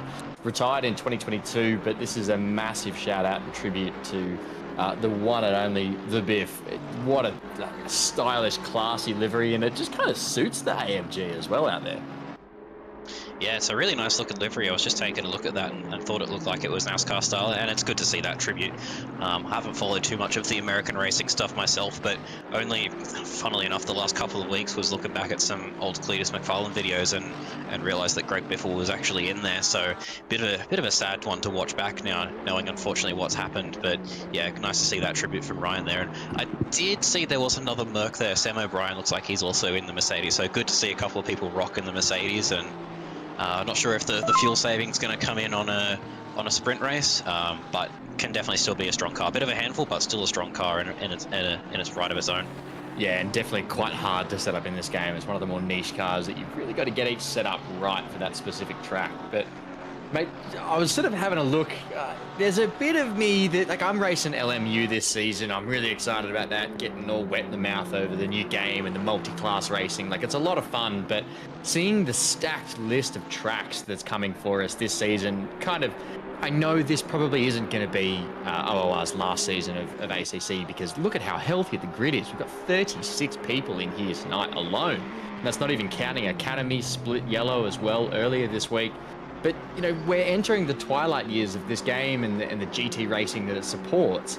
So it's really cool to see the stacked list of tracks this season. We've got Red Bull Ring, Alton Park, Imola, Barcelona, Brands Hatch, Zandvoort, Donington, and Zolder. All tracks that you're really not going to find in other more sort of, you know, prototype-driven games like LMU. So it's really cool to see that we're actually giving a bit of focus and a bit of love to exactly what makes ACC beautiful and great in the way that it is, as we see the Polaroid car of Johnson drive past there, the Porsche. How cool. But yeah, it's a sick list of tracks, particularly if you're that way oriented. I'm not sure if you're a lover of some of these, but geez, there's some favourites of mine that's on that list. Yeah, definitely a stacked track list on this one. I think these guys have just looked at the calendar or looked at the tracks available in ACC and just kind of pulled out everyone's favorites. Everyone's got loves and hates, but I think there's pretty much everyone loves at least a handful of these tracks. And like you mentioned, it's really good to see we've still got 36 cars out in this field. I was a little bit worried. Now, I know a lot of people have said that they were uninstalling ACC after the Silverstone 12 hour, but I'm still really happy to see that we have strong fields both in Split Red and also in Split Yellow yesterday. So good to see that the game is still going strong. Unfortunately, yeah, we are definitely getting towards the twilight of this game. See Chris Cooley just casually dropping a 27, Rob Underwood going even faster than that. Yeah, good to see such a strong field, and hopefully we can continue racing on ACC for the rest of this year. I've still got a couple of sprint seasons left in me, I reckon, and I think there's a couple more wins and a championship in there, hopefully, for me. Yeah, fingers crossed, and I think that you're absolutely right. There's a lot longer that we can get out of this game. I mean, how good does it look? It was released in, I think, early access was like 2018. Look at how good it looks. Like the bright poppy colors, the car models are great, the laser scan tracks are awesome, particularly ones like this where you get all of the lumped bumps, or even if you think about the Burger Ring or the Nürburgring, is depending on which way you're oriented. That track, when you're driving on it, feels like a corrugated road at times, like how accurate the laser scanning is. Really, really cool, and I've just got so much love and respect. This is kind of the first sim racing game that I really sunk my teeth into, and it's cool to see, like, you know, this skill gap as well from people like Cooley, like Taufik, like Underwood that have driven this sim for years versus some of the newer guys. Like, yeah, I can't see him on the leaderboard at the moment. He might be outside the top 23. Dave Stevo's just, oh no, there he is in 21st. Great lap, just coming in with sort of 129-ish. But, you know, Stevo and I, we literally started racing with OOR at the start of last year. And it was kind of our exposure to it. And this game has sort of been like, you know, our sim racing upbringing. So there's a very soft and warm, fuzzy spot in my heart for this, as Chris Cooley just casually chucks down a 27.64 to get ahead of Underwood there by 0.192. Yeah, really strong lap time there from Underwood in the mighty Honda. Good to see someone still rocking the Honda. Not sure this would be the perfect track for the Honda. Honda really good through through the corners, which this track doesn't really have a lot of high-speed corners for the Honda to shine. So really strong time there from Rob Underwood. Yeah, and yeah, like you said, this game, I started playing this game 2019, 2020, so I've been in here for a very long time. Still not as many thousands of hours. Some people, I think I've just clocked over 1,000 hours myself, but yeah, it's the first game I've actually spent a lot of time learning and getting the hang of, so still holds a special place in my heart for sure, and I'm not quite ready to give it up yet. I think there's still plenty more of this game to come. I just love the way it drives. I love the way it looks. I know not everyone cares about graphics so much in a racing game, but when you see it on a broadcast like this, just compare it to LMU or iRacing, and it just doesn't quite have the same. They just don't have quite the same pop as this game does, and especially here in Austria with the mountains, the hills alive with the sound of GT3 cars and all of that. But yeah, no, I definitely love ACC, and in the middle of building up a new computer at the moment. Unfortunately, my old CPU is not cut out for this game, so I've been racing with huge lag spikes and stutters and horrible frame rate and big grids. So new PC coming, and yeah, keen to get back out there with a big field and a nice frame rate. I love it. We love that. We look forward to seeing you back out on track. But yeah, I think this game really kind of captures it's like a specialist, you know. It specializes in that SRO GT racing, and it's got the GT2s as well as the GT4s. But really, this is a niche focus on the GT3 racing and the sprint cups. And what I think is really cool, you know, it's like, I think it's a great way to actually sink your teeth in and really get around it. It also kind of promotes that esports scene and the specializations that come out, the teams that actually race this. Like, it's a real series, even though, you know, we're sitting here in some of us, our home offices and our own computers. But I think, you know, like, some people do tend to crap on this game, and other ones, you know, they compare it to even the likes of AC Evo or ASMR2 and even iRacing as well, where you have the depth and breadth of different series. But getting mad at ACC for specializing in GT3s is like getting mad at FIFA for not having rugby in their games, you know? Like, let this be this. Like, it's such a beautiful thing. Why can't we just appreciate it? So, yeah, I have a massive, massive love for this game and everything it's done. It's sad to see the sort of exiting, but I think we've got, as you said, a couple more seasons. We've got 1 minute and 45 left in qualifying. Some incredibly competitive times out there. I think we're in for a good race, man. Oh yeah, for sure. And with this number of cars on the grid, you know, split red, split blood, and all of that, first race back of the season, so there's going to be a little bit of rust. Do I just get the curse out of the way first and just curse everyone evenly? I don't know. I think we're going to be in for a bit of chaos and a bit of carnage tonight, especially through turn 1 and I would say turn 2, but I guess what is actually turn 3. Yeah, definitely, definitely going to be some carnage in this one tonight. But just to touch on what you were saying there, like you said, ACC, it does specialize in GT3 cars, but it specializes in it really, really well. The cars feel good. They feel like cars, you know, they have the right weighting. Some of the stuff that you just miss from other sims, and in that regard, it's really fun to drive. So yeah, definitely, hopefully a few more years left. Well, probably a year, I'd say, left in this game. But yeah, shame we're not going to get any more updates and that, because it's still a really nice game. Yeah, it's right. We're seeing Manskal, I think. New name. We haven't seen this one. Welcome. It's a pretty good looking livery too. The big Bosch on the back with the Aussie flag on the wing. I quite like that. Welcome. I can't see your first name here, mate, but welcome along. And Damo, welcome to OOR and the Sprint Series. If you have been here before and we don't recognise your name, we're very sorry, but you're very welcome. You're putting down a bloody good time, sitting there in 5th quite comfortably too. 0.1 pretty much either side of you, so well done. Laying down the times, just a little bit behind on the Delta on this lap perhaps, but we've still got 12 seconds, so he's going to get the lap over the line. But we've just had a call out in the chat as well from Nefis. Where is the Dink Donk, aka Chris Cooley livery? I don't think he's sporting a flashy one at this point. Got the matte black. Normally we're used to some pretty obscure, obscene even liveries coming out of Chris Cooley. So maybe we'll have to wait until next time. Whatever he put up was too inappropriate. Oh, I would not be surprised in the slightest. Yeah, Manskal just sitting there in 2nd place in silver class. I read it as Mezcal initially, so maybe I've just got too much alcohol on my mind. Just thirsty? Maybe so. But yeah, welcome, and proof once again that ACC is still alive, as we see Ellis there in 2nd place right behind Chris Cooley in the Audi. So going to be a spicy one there for him to hold on to that one. Yeah, lots of familiar names through there, but yeah, good to see a fresh name in here.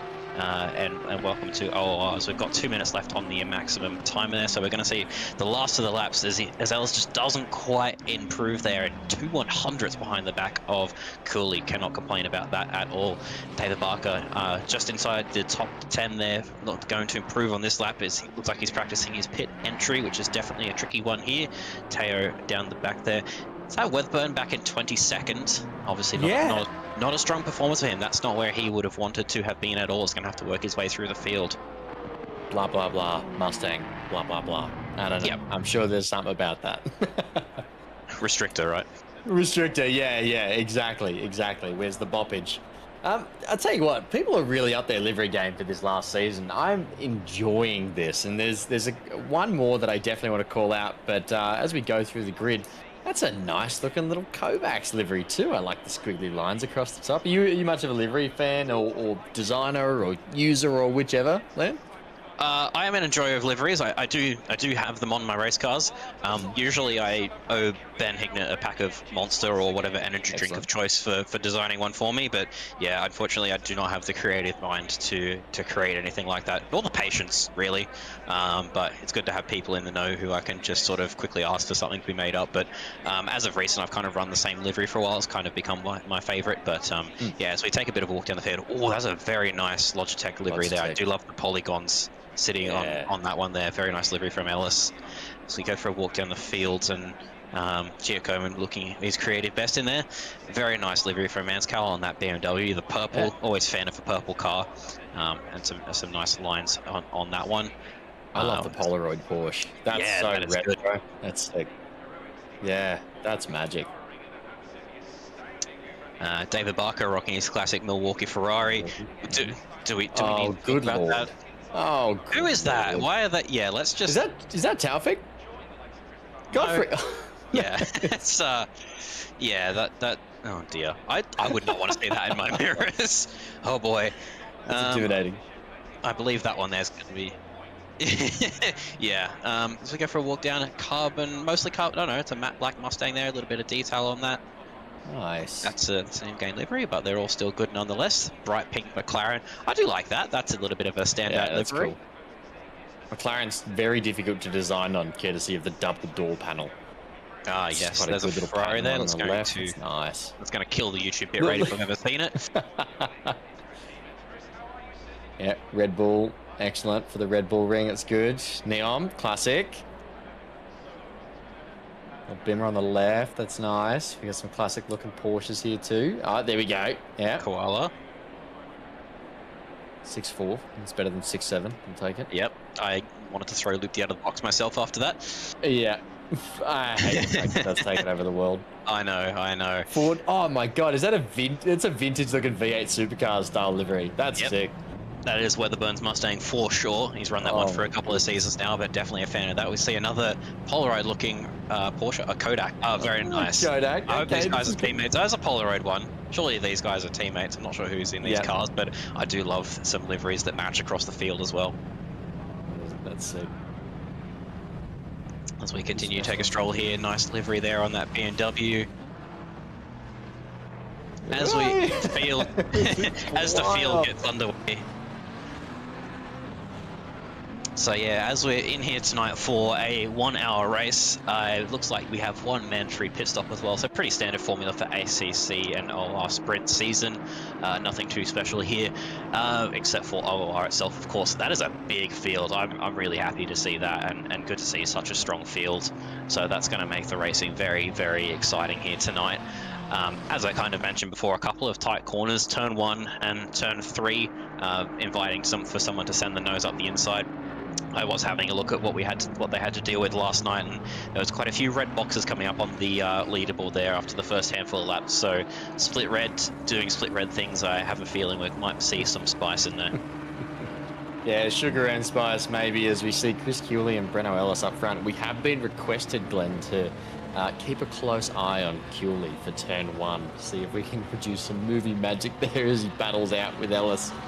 But yeah, we're seeing good depth of field here. It's an amazing number of cars. I love the fact that we're still getting these big grids. Massive shout out to OOR for the community that it's built, the people that are around it. You know, we all do this because it's such a cool place to be, and the fact that we get to race here, you know, once a week. I definitely felt the loss of it over Christmas. I kind of forgot about the sim rig as it was sitting in the cupboard, and then grabbed it out just the other week, and it felt like it was the first time all over again. It's just a beautiful thing. So such a sick little hobby, and yeah, it's a good way to spend your Thursday night. I wouldn't be doing anything else other than this is excellent.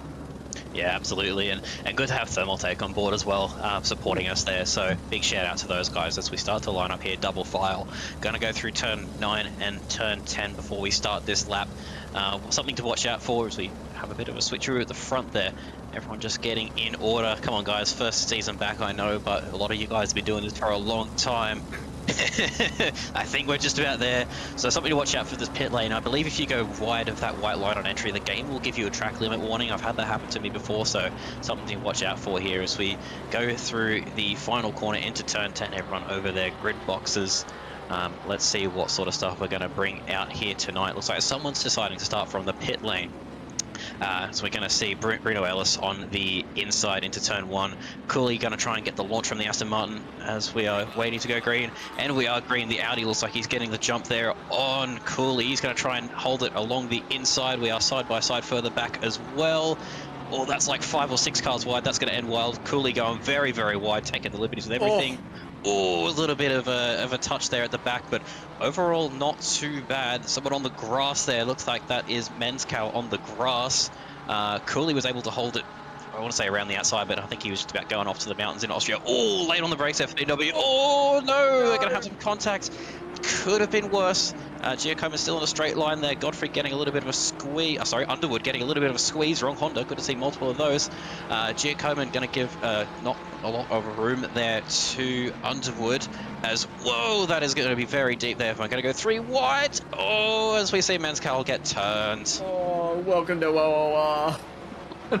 Oh, watch that rejoin. Oh, just hold it there. Everyone manages to avoid that. Very well done. Yeah, a bit of a rough introduction to him there from OOR, but yeah, playing with the big boys, and we see there's another yellow flag there down at turn 6 for car 10. But rounding out the first lap there, your order is going to be Ellis has actually got ahead of Cooley. I'm not quite sure when that happened. We must have just missed that one.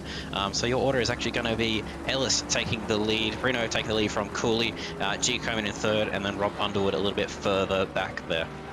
Yeah, it seemed like when Dink Donk, aka Chris Cooley, when he ran wide on turn 1, I think Ellis just snuck up the inside Bruno, putting down a good move, kind of holding his own and owning that track space there. So really, really well done. And the Audi is kind of nicely just pulling away there as we see the 277 of Cooley just sit a little bit behind 0.6 the gap at the moment. We will keep a close eye on that.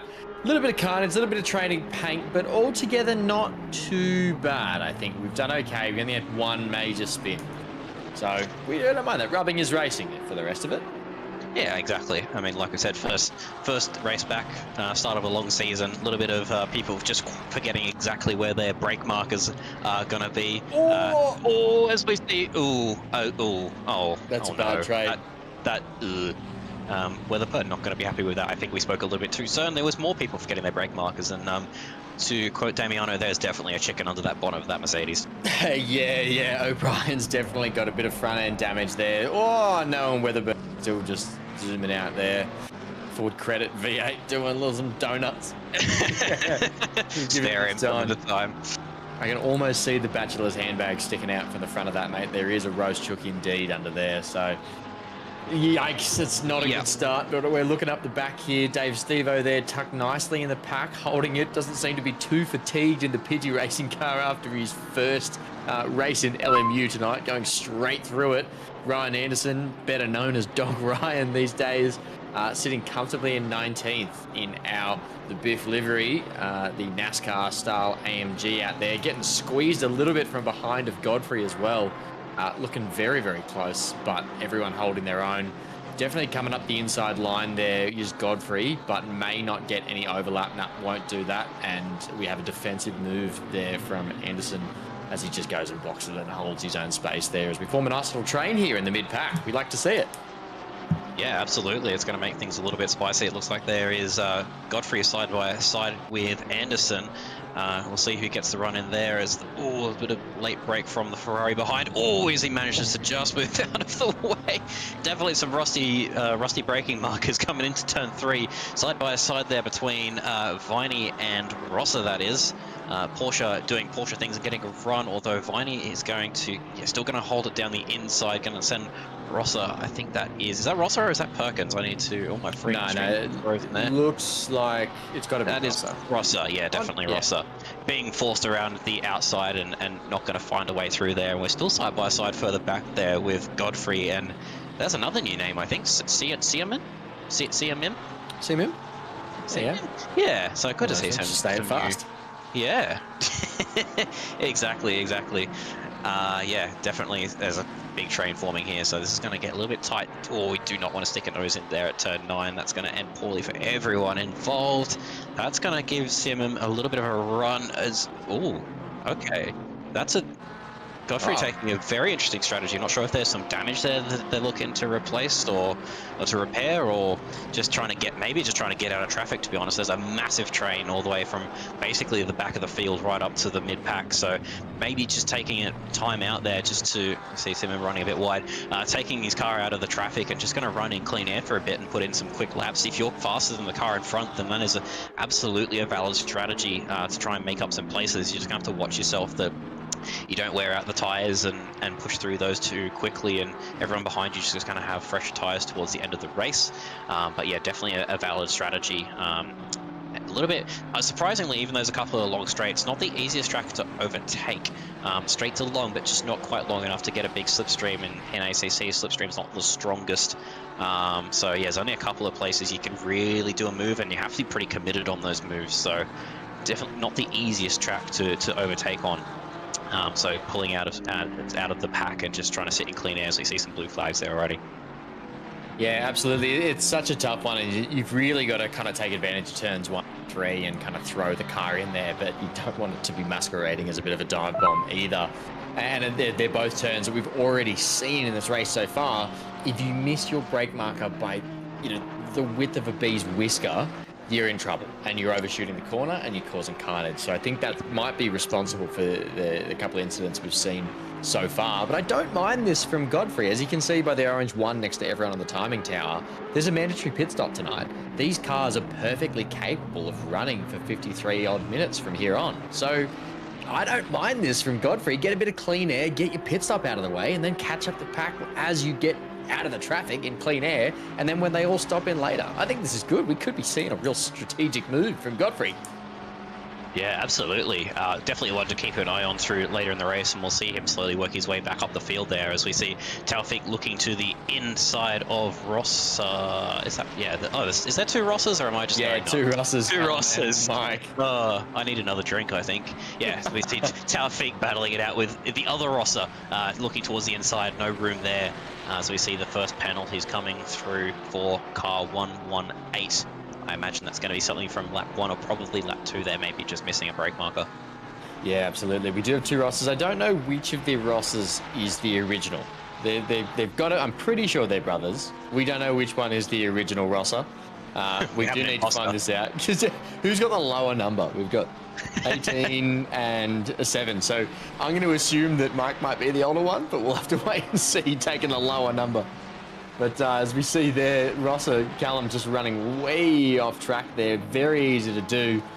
Track limits are hard to upset here at the Red Bull Ring. I was watching the Academy race the other night on board with a mate of mine, and man, I'll tell you what, some of the lines he was taking outside of, exiting each turn, coming through with so much overspeed and running so far wide, I could not believe he wasn't getting track cuts. So you can really, really push the limits here.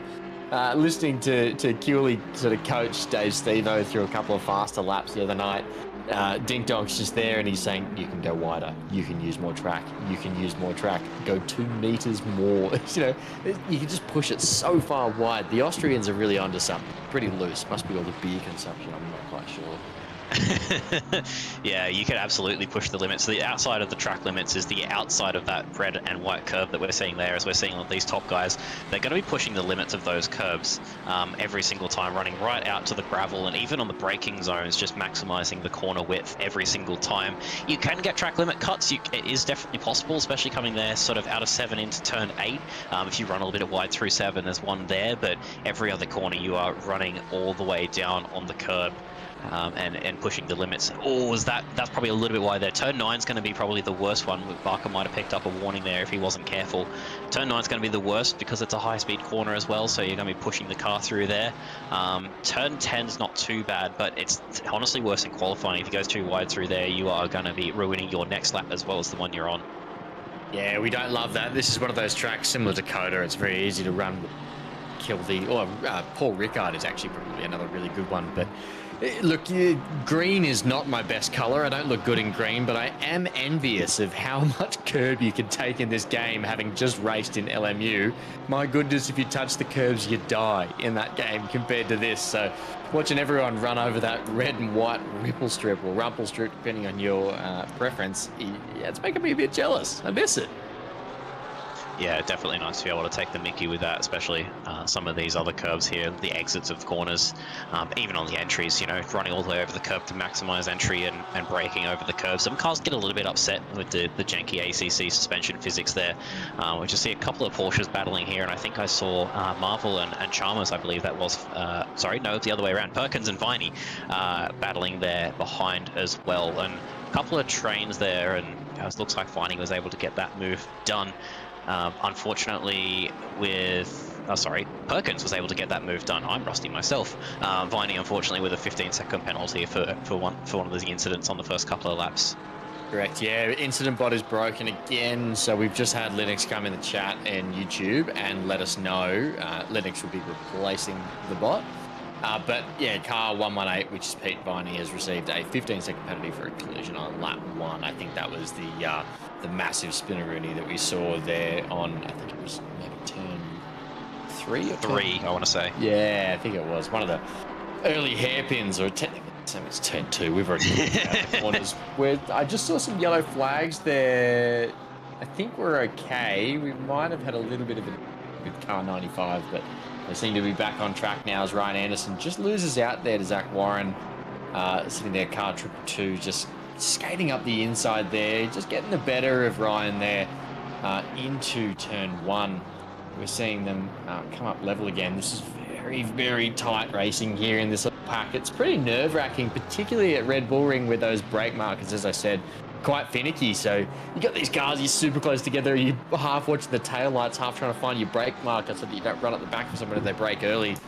Very impressive skill and ability for all of these guys to race as close as they are. You know, 0.1, 0.3, 0.09 between these guys and their little train. It's excellent, close, clean racing. Yeah, hopefully we'll see the bot come back soon. So the next penalty comes in, we'll find this one. I think Glenn's just given it a bit of a kick, and hopefully that one comes back up for us now. Glenn has just threatened the incident bot with several life sentences, also threatened physical harm to anyone the life sentence. So any physical harm or worse to anyone associated to that incident bot. So hopefully we should have it kicking back into gear soon. Glenn, you're a ripper. We don't know how you do it, but rumour has it Glenn was an assassin back in the day and really knows how to get someone talking. So thanks for all you do, Glenn, on the cams and the incident bots and just running OOR all together. Indeed. Side note, OOR does not condone any physical violence with anyone. Just getting the disclaimers out of the way, and hopefully Thermaltake will still stay with us. But yeah, we do definitely appreciate Glenn and everything he does, working hard behind the scenes there. As we get a battle further back there between Menzcal and Seaman, a couple of new names there, fighting it out, see who's the top of the newbies. As the pro, it looks like as the BMW of Menzcal there finds the inside curb. Really hard to see that one, especially if you're running a tight FOV on a single screen. That's something that I do frequently, as we see Blake Griffiths unfortunately getting a 10-second penalty there for an incident, so we can confirm that bot is working. Yeah, Menzcal just finding that inside curb at turn 3. A little bit unsighted. I tend to find the best line there is to just avoid that inside a little bit. There's too much camber in there and it wants to spin up its wheels, especially in the BMW. That's all it likes to do is spin up its wheels every time. Yeah, finding that inside curb and dropping back off the back of Seaman. Yeah, that beam is trouble at this track. It's really difficult. Hey, a quick note on Blake Griffiths' livery. She's just let me know earlier in the week that I think there's a little nod. I don't know if you can show us the rear quarter panel passenger side, or actually, sorry, driver's side, Glenn, of these cars, given that we're on a European make. But I think there's a little bit of a nod to Damiano Ercolini should be on the back left if we can. But either way, there it is. There's the Yamato Logistics or Yamato Transport, Japanese, for anyone that has known Thurks for a little bit as part of OOR. You know, he's got a very obscure little profile picture, a little sort of cat-looking thing, orange in colour. Turns out it's Yamato Transportation, which is a Japanese logistics company. Love how sometimes these little things just build up in personal lore, and that's just the identity of Thurks now. So good, but Blake's given a little nod there, as well as a good Thermaltake TT sitting on the front there. Again, sponsors of this series, there's a $50 voucher, is that correct? Going out to one lucky driver, every single week this series, which is unreal. Like, not only are they supporting the series, promoting the fact that sim racing is alive and well and they've got amazing gear, but they're also giving back to the drivers that make this series what it is. You know, I'm a completely biased owner of the Thermaltake entire PC. The thing's brilliant. So, you know, great company, great support of the sim racing scene, and particularly here in Australia. Yeah, massive thank you to everything that they do for us here. And we had the recent success of the Melbourne showcase down there too. We had the whole sim racing setup sent from Thermaltake. Yet remind me of the name of the conference there, Glenn? Conference Expo, whichever, down in Melbourne there. Yeah, we're all stuttering over it. It was something. I think it was a while ago. It was ages ago. It was a full year ago. Thermaltake was the highlight. Sim racing was the winner. And yeah, incredible time. Good showing from. Someone in the YouTube chat will remind me exactly what it is, and I'll be, completely baffled as to how I forgot what it was. But anyway, we are watching some moves put on here by Giacomin, sitting on the back of Cooley. Actually knocking on the door. Cooley's dropped 4 seconds back, defending probably as well on Bruno there. Bruno's just taken off a little bit, enjoying some clean air. 5.3 seconds now the gap as Cooley to make some defensive maneuvers there.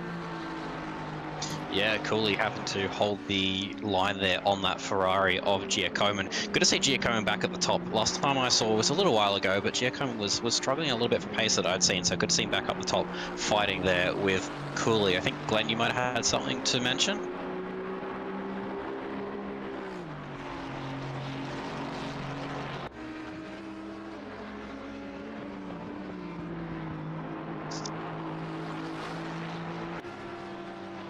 Yeah.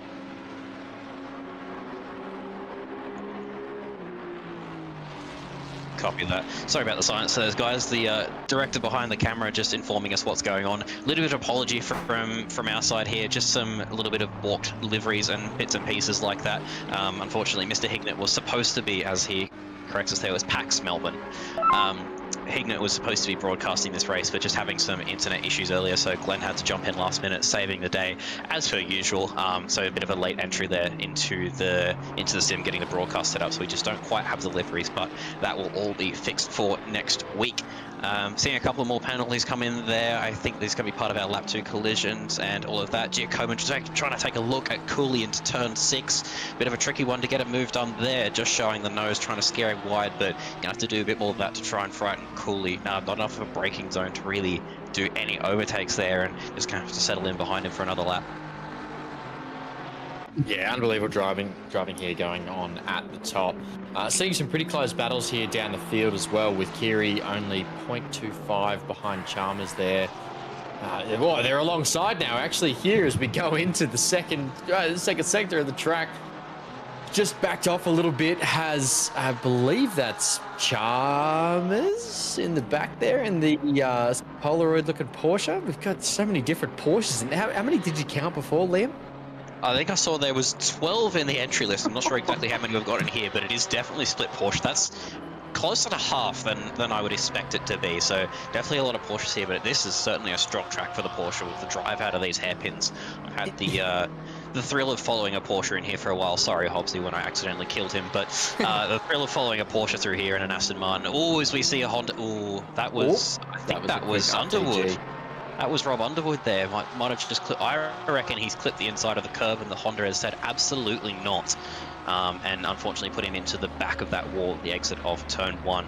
We'll see if we can get a replay up of that one for you guys. But yeah, I suspect that's exactly what's happened there. Some of these inside curbs are a little bit spicy, and I know you mentioned LMU and running the curbs earlier. Maybe that's a hypercar thing, but yeah, the suspension physics on ACC are unfortunately a little bit subpar in the modern age, and they do not like hitting those sausage curbs whatsoever. Just looking up the field there, looks like P5, P6. Yeah, definitely. P5, P6 looks like Taufik is right up on the back of Barker as well. So Ferrari v Ferrari, turbo lag v turbo lag out of these hairpins. So it should be even Stevens.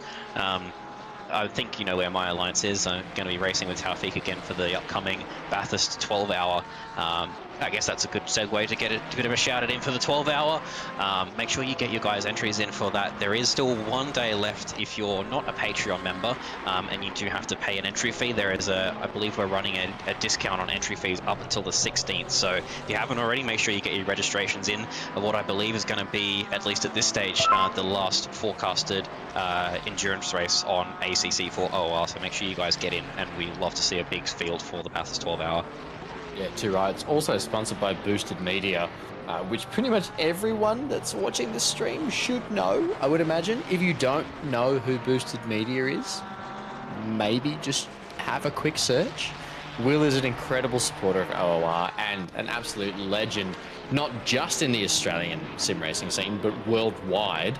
An incredible source of knowledge, great content creator there too, and the fact that he supports OOR through an Australian endurance track series on ACC is just friggin' awesome. So we absolutely love that. We have some requests here. Man on the cameras, Glenn himself. We've got some requests looking for a bit of a replay of perhaps what happened to, I think it was... Cooley. No, but Cooley. Keckers. Keckers is plugged from the top. Oh, no. I think I did see him pit, but I'm not sure. Yeah, I didn't actually see what happened there. I was too busy focused on what we were seeing in front of us. If we can get a replay up for that, please, Glenn, as well as the replay of Underwood. The hamsters are whirring. We'll get that one up in a moment for you guys. Getting the replay of Underwood and the Honda first. Keep an eye out. I don't recall seeing him stop for the pits. And I think Babby will have a pretty good idea of what's happened here as we see the Honda. My bet is going to be clipping that inside curb, and the Honda says no, but it like to be pretty spicy. Apparently I'm wrong. Oh no! Holy no! Well, 2 for 1. Okay, no. so now we need to know what happened to Cooley. So, yeah, okay, so Underwood got the donk and dink donk. That's no good, but let's see what happened here. Did he clip the inside curb? I reckon he's clipped the inside curb, chasing time. Someone's got to hit the inside curb. We're just going to get that replay for you, but now, as it stands, we've got Bruno Ellis, Coleman, Johnson, Justman, Barker, Taufik, Bank. Oh, Trev Banks up there in position 7. Callum Rosser, Luke Marvel, and Kiri rounding out your top 10. Luke Marvel and Kiri, two blokes that were actually just in Academy Series not too long ago. Oh, hang on, we've got a very interesting line there. Goes wide. Oh, the slight tap. Oh, and then sits there, tries to find it. Oh no, Cooley! Oh no, the rejoin. Oh, that's a shame. That's such a shame. Somewhere deep down south in Wangaratta, Hobbsy's screaming, "Hold your brakes!" My goodness. Yeah, I think I can hear him from here actually. Yeah, that's what it was. I thought it was thunder. No, good. No. Yeah, Toto's asking how did Donk die. We've just found out. It's terrible. Rest Was in that the peace. hands of Luca Giacomin? But also, I don't know. Maybe a little bit of netcode. We're so back, says the motorsport Nala. We're so back. Let's leave that one to the stewards, I think. Maybe Giacomin hit the inside curb. Someone's got to hit that inside curb at some point. I'll rest on my laurels and I will say someone's hit the inside curb. But yeah, anyway, that's going to put Giacomin up into second and Johnson up into third place. Looks like Taufik's just dropped off the back of Barker a little bit there, not quite able to maintain the pace, only half a second back. Looks like the field's starting to spread out. I can see Manscal is kind of starting to work his way back up there on the back of Anderson in the Mercedes. The Mercedes is an absolute monster in the straight line. BMW is kind of just not great at anything in my opinion, but I don't know, I'm a bit of a BMW hater myself, so yeah. Oh, as we see the Ferrari in back there. Late decision. Taufik. Yeah. That was Taufik. Make it a very like a last moment call to I'm pitting now. Yeah, trying to get out of the way of Barker, and if you can't pass him, then just undercut. I think is the case here at this track. Very late decision. Hopefully, doesn't get a track cut for that. I have had that happen to me in the past, so hopefully all clear on that crossing the white line. So we've just seen as well in the chat, Chris Cooley himself, aka Dink Donk, has come in. Let us know his bad on the rejoin. Quite embarrassing, he says. Also thought it was fuel only in the pit stop. Didn't know there was a 25-second minimum. So started with 110 litres. Live and learn indeed. Yeah, definitely, and good to see him hold his hand up. I think. I mean, that's kind of the professionals that we all are here at OR. We all race to have fun, and everyone makes mistakes. And yeah, apologies indeed from Dink Donk over to Underwood in that case. But we live, as you said, we live and we learn. As you see a few more penalties coming through there. We're getting a couple of red boxes now on the timing board. Taufik's just going to have to be careful here. He has stopped, and hopefully for his sake he hasn't stopped into slower traffic. He was having some issues there parting Barker. You've just got to watch out when you do try and play that earlier pit stop in. You don't hit yourself into more traffic. So we'll see how Taufik comes back up the field. Yeah, too right. He's right at the back there now, as we see we've got Beaton and Clark rounding out the field in 27th and 28th at the moment. Fun fact, Dan Clark is looking to start a PhD this year, and he's still finding time to sim race. What a guy. We do love Dan Clark.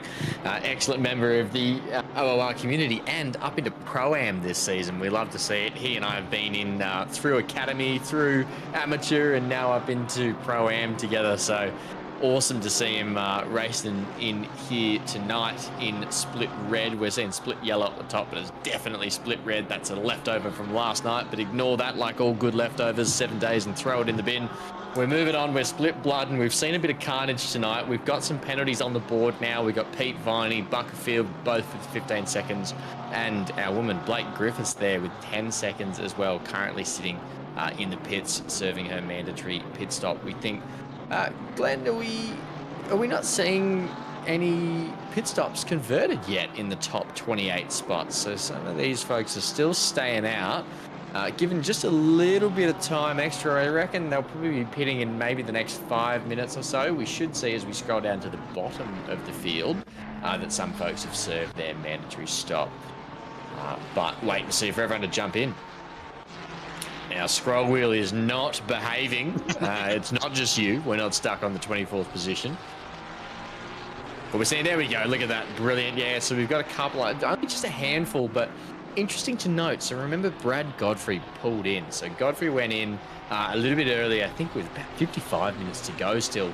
So we know he's out there with a full tank sitting in the AMG of Cup 420. Great fuel-saving car. It's not going to be relevant for the remaining 32 minutes of this race, I reckon. But yeah, so it'll be interesting to see. Oh, no, sorry, he's not in the AMG. I'm looking at Sam O'Brien. I'm back. It's okay. Brad Godfrey at 211, McLaren. We're good. He's there and should be able to go to the end of this race. It'll be really interesting to see where he pulls through, because 29th, that's going to bring him, I mean, at the moment, he'd be up in like probably maybe in like 8th or 9th position there once everyone pits in with the gaps ahead of him. Really good, interesting little strategy to get out of the traffic there in that, I don't even know what to call that livery. Yeah, this is much nicer. Let's stay on traffic for a bit. A faster clock, maybe. It's about the best way I can put it in a family-friendly way. Godfrey, yeah, we saw him pit really early. I don't remember exactly where he was running, but it looks like he hasn't actually come out into any traffic yet, although Taufik's still getting in, coming out ahead of him. So we'll see where he ends up, and I think most people here, if they're anything like what I would expect, are probably going to be running, I would say, 60% of the way into the race before a pit stop. I don't know, personally, so you see McLaren running deep. I think that might be blue flag car potentially. I'm trying to see on the leaderboard. No, that's Beaton actually. Oh wow, I think that is actually for position. Beaton maybe just out braking himself. Too worried about the Ferrari of Taufik behind him. He is pretty intimidating when he ends up behind you, so I completely understand and sympathize with him. But yeah, I think most people usually aim to go 60-65% into the race, and that way you'll have a lighter car and fresher tires further towards the end.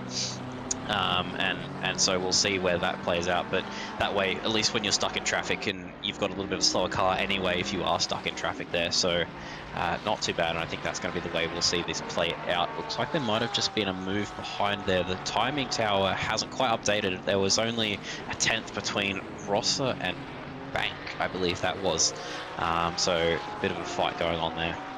Yeah, I think we also just saw Taufik take on Dan Clark there, just up the inside of the little S complex there, the Red Bull Ring.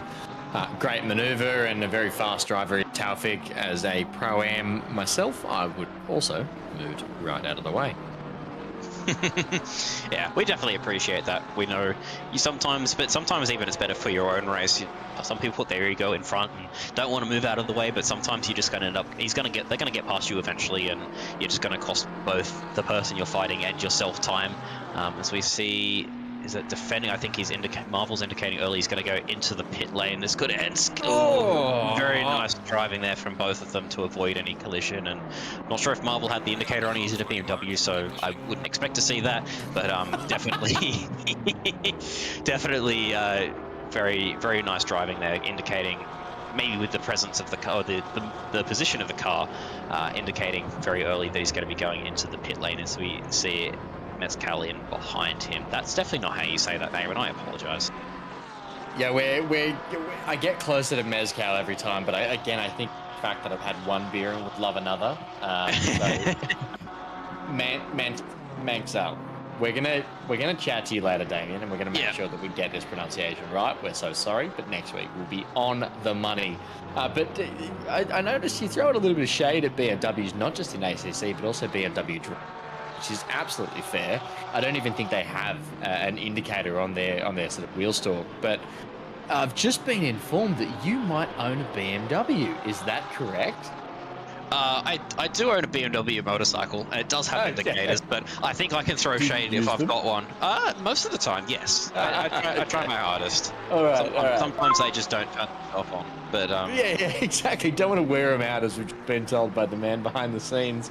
Absolutely, you want to keep those things in tip-top nick. It's all about the resale value, right? Brand new, never used indicators. Yeah, precisely. It's funny you say that. They just, I don't know what they just like to make them a little bit weird.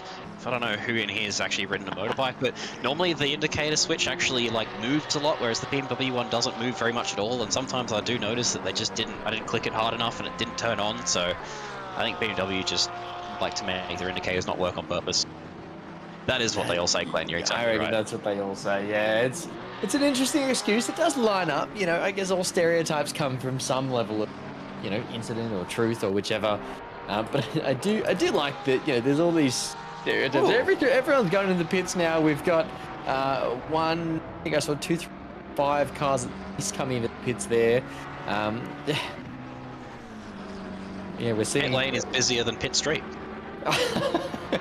Absolutely right, and it's good to see as well in ACC you are ghosted once you're in the pits. So as we see here, this is again coming from someone who's just been scarred by LMU. We're seeing 2 cars very, very closely leaving there. I think that it's Barker followed by Giacomo adjustment. Is it? Oh. Giacomo adjustment, I think, coming out of the pit lane. That's going to be the first of our stoppers there. Giacomo coming out just inside the top 10, still holding the fastest lap of the race. It's going to be, I think that's Sam O'Brien in the Mercedes there, just a lap down as we see him moving out of the way and letting these guys pass. So, yeah, Giacomo getting out ahead of the Mustang. Yeah, whichever car that was, I think it might have been Dan Clark that just moved over there. Like I said, the sloth, he chose life. Tried to get out of the way of Giacomo there. Purple lap time coming surging through. Mandatory pit stop completed, and you're just going to think that Giacomo is now going to surge ahead. But I'm really keen to watch where Bruno Ellis is going to come out. Bruno's there, sitting currently in the lead. We've got Johnson and Rosser of both second and third just popped in the pits there, but it'd be really, really interesting to see in a couple of laps when Ellis pops into the pits where he comes out. Yeah, absolutely. Bruno Ellis is going to be running a little bit later there. So we're seeing a lap 1 penalty come through for Weatherburn. So Stewart's working extra hard there. So maybe there's some spice that we have not seen come through as Bruno. Oh, that is a very late call into the pit lane. He's got to be careful he does not pick up a track cut for that one. So we see the number 1 Audi front, the leader, coming into the box. So we'll see where the cars behind that have stopped. So we're looking likes of Giacomo and Johnson, Rosser. We'll see whether they get the jump. So keep an eye on those guys. They're right. I've been calling Bruno again. I've done it again. He accepts it at this point, doesn't he? I think he just accepts it, yeah, especially from me. We've had this discussion before. I'm sorry. It was a continual sorry, so it lasts forevermore. You know, resounding and reverberating off. Well, Breno, I'm sorry. It's an old habit, and old habits die hard. But you see here, Giacomo now sitting up in 6, already surging to the front. Charitos, Viney, Jensen, Chalmers, and Breno Ellis all yet to pit. Will be very interesting to see where they come out with 25 minutes and 17 seconds left in this race. Yeah, just having a look through the leaderboard now, and I'm seeing some more new names in there. I think there's the car 310 McLaren in 24th. I think that's another new name. It's been a while since I've been in the commentary side of sprints, but yeah, good to see even more new names coming in the start of 2026. As we see, Bruno is in second place. There's a Ferrari doing some lawn mowing. I'm not quite sure exactly who that is. It might have been a blue flag car, potentially getting out of the way of Callum Rosser. Bruno Ellis and Giacomo look like they are very close. Nope, that's a lapped car. So Ellis there looks like he has a bit of a lead over Giacomo. ACC leaderboard is doing ACC leaderboard things, unfortunately. There we go. 10-second gap back to Giacomo, so that is a pretty safe gap. But Bruno has managed to pull out there. Yeah, absolutely. Some really good tight racing, bit of strategy going on with the pit stop, which we always love. And a 25-second mandatory stop, as we have been reminded so far in this race, which means basically if you're taking tyres, that pushes your stop out to a full 30 seconds. So I'm going to guess that most people aren't taking tyres here, just fuel. So it won't be that the classic ACC, 3-litre stop that we see. People will be taking enough fuel to get to the end of the race, but I don't know. I don't think there's going to be tyres here, at least at the Red Bull Ring anyway. Where's your... I don't know. I think it depends on where you are on track. Sometimes it's, like you said, Red Bull Ring, not the hardest track on tyres, although it can be a bit hard on the rears sometimes getting out of these corners. It really depends on where you are on track and how much time you've got around you. Not the easiest circuit to overtake on either, but sometimes it's worth that 5-second gamble just to take some fresher tyres, as we see Giacomo go even faster. It's 28.1. That's not too far off, probably about half a second off of their qualifying pace. So Giacomo has a light car, and possibly even with fresh tyres there, he's picking up the pace. But yeah, with a 5-second delta between tyres and no tyres, if you've got the free air, I think you're better, and you're not going to lose track position. I think you're better off taking the tyres. It's always nice to have fresh tyres in this game, and they don't last forever. An hour on a set of tyres and they are pretty much done. So sometimes it is worth taking tyres over not. Yeah, absolutely. And it's just handy having the fresh rubber beneath you, right? Just that extra grip. You can push just that little bit harder. You don't worry about skating everywhere. Don't have to fiddle with the TC, particularly in some of the more slidey cars. I typically drive the Aston, so I wouldn't be too worried about it. But something like the Ferrari could kind of step out on you if you wear through those rears. So yeah, definitely handy to have them on. But then again, most of us these days are also enduro as well, so you kind of get used to driving on the one set for an hour, even an hour and 15, hour and 20. So yeah, I don't know, a bit of an interesting strategy call. Will save you 5 seconds, confirmed. So I don't know, it'll be interesting to see who's doing what. As we see Dan Clark there, still hasn't pitted amongst the top 3 there. Chalmers now in the lead of the race. What a man. Look at that, followed by Zach Jensen and Pete Viney there too. All 3 of them yet to complete their mandatory stop. Still a 6-second gap though from Ellis to Viney, so has almost caught up to the front of the field despite the pit stop. Yeah, it goes to show you the pace that these guys up the front have over some of these guys in Silver and Pro-Am. Giacomo did put in the fastest lap of the race again, so he is definitely pushing, but he's only really clawed back about a second on Ellis. I think the gap was about 10 seconds, so maybe only half a second, so they're both pushing. I'm not sure exactly what the lap times are between them, but I suspect they're both putting in pretty similar times. At this stage of the race, you may end up caught in a little bit of traffic, because it does look like... oh no, Chalmers has not stopped yet, so they're not going to be catching traffic with the leader like I thought. We see a battle here back between a couple of Porsches. Looks like the blue Porsche there, I can't remember which way around. That's Zach Warren has just gone racing through. Very, very clean overtake up the inside there. Really, really well done. Well orchestrated there on Scotty Rochford. As we see also Godfrey now looking for a piece coming up to the rear of this little battle pack. Yeah, I'm not sure if that strategy has worked out quite the way he would have wanted. I think he was a little bit further up there when he did make that stop. Yeah, it's a toughie. It can come off, but you've really got to lay the hammer there. We've fastest lap now for Breno Ellis, 1:28 flat. An excellent time at this point in the race too. 31 degrees on track, so it is relatively warm as well. Just thinking about how much lower track temperatures can actually produce fast lap times, but a 1:28 flat race pace, that's pretty good in my books. Yeah.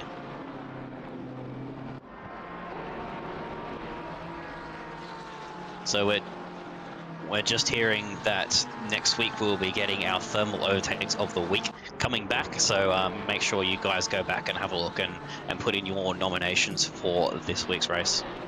Yeah, I do love the thermal overtakes of the week. Thanks, Glenn, for updating us and whispering sweet nothings into our ear as we watch Scotty Rochford and Warren just overtake that blue flagged Ferrari there.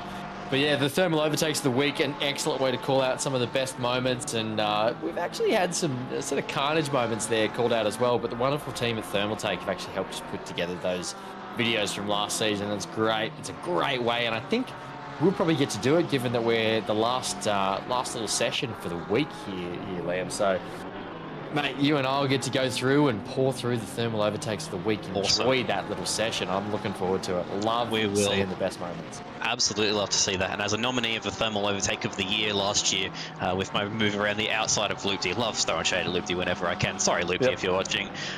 Move around the outside of Kyle Lamies's. Yeah, we love to see some of the best action across the week. Glenn doesn't want us any apologies. No apologies, sorry to Loopy, apparently. I love that. Oh dear, at least I haven't crashed a straight line. Anyway, as Giacomin putting in the fast lap again into the 27s, moving swiftly on from that. We will not dwell on that any longer. Both of those guys pushing really hard. So those cars are definitely light, and I think they may have possibly taken tyres, but definitely a low fuel and a quick car for both those guys. Jensen, I'm not sure if he's the last one yet to stop, but Jensen into the pit lane. He may very well be the last one yet to stop, and I think that will be all of your field completing the mandatory pit stops there with about 20 minutes to go. So not sure exactly what that is in percentage, but it's got to be close to 60-65%, I think, for these pit stops. As we see Godfrey still on the back of Rochford, right up the back there of the Porsche, looking to make a move maybe into turn 3. Nearly want to say it's turn 2. But tucked in behind. I think he's going to have to wait until maybe the sector 3 or maybe next lap. It's really hard, as you said, to find another place to overtake on this track. Really, you kind of got to get lucky with the car in front making a massive mistake into sector, or out of sector 2 into sector 3 to actually find some room there, because the final turn of the track, that really tight right-hander, there is absolutely no room for an overtake there without significant mistake. So, I mean, it's turn 1 and 2. That's kind of what you're working with, and we've seen now when you move for that overtake, you actually drop back quite a significant distance, Godfrey. So, really going to have to try and work to put that time in now and catch up there to Scotty. Yeah, and if there's one car in this field that I do not want to be stuck behind getting out of slow courses, especially in a car that's turbocharged, it's going to be the Porsche. So I'm sympathising there with Godfrey. I know what the feeling is. It's definitely a struggle.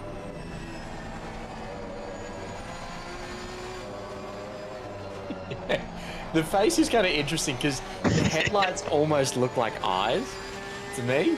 So, yeah. But then when Brad gets closer, you're also seeing the eyes on top of the bonnet, and it's just it's all kind of, from this angle, it's very ET. Oh, as we see something get up real close there, almost hitting the inside yellow Narnia curve there.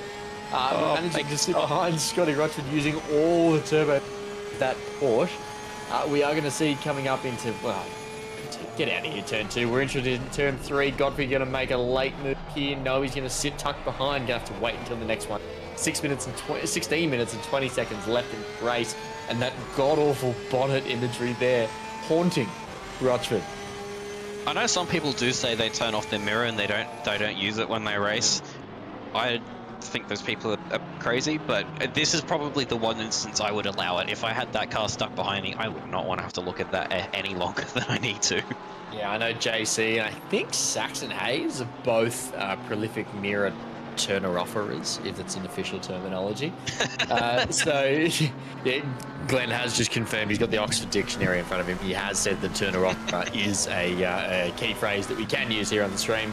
Yeah, absolutely, I support it. If you're seeing that behind you, not only is it terrifying to know that Godfrey is hunting you down, but also, whoa, whatever the hell is going on there.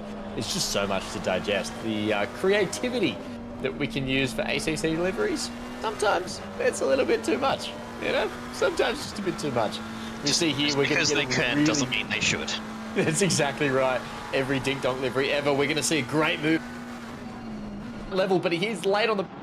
Going to go through the inside. Very clean move. Scotty Roch giving all the room in the world and conceding that position to Brad Godfrey as he surges up with his next target, Luke Marvel.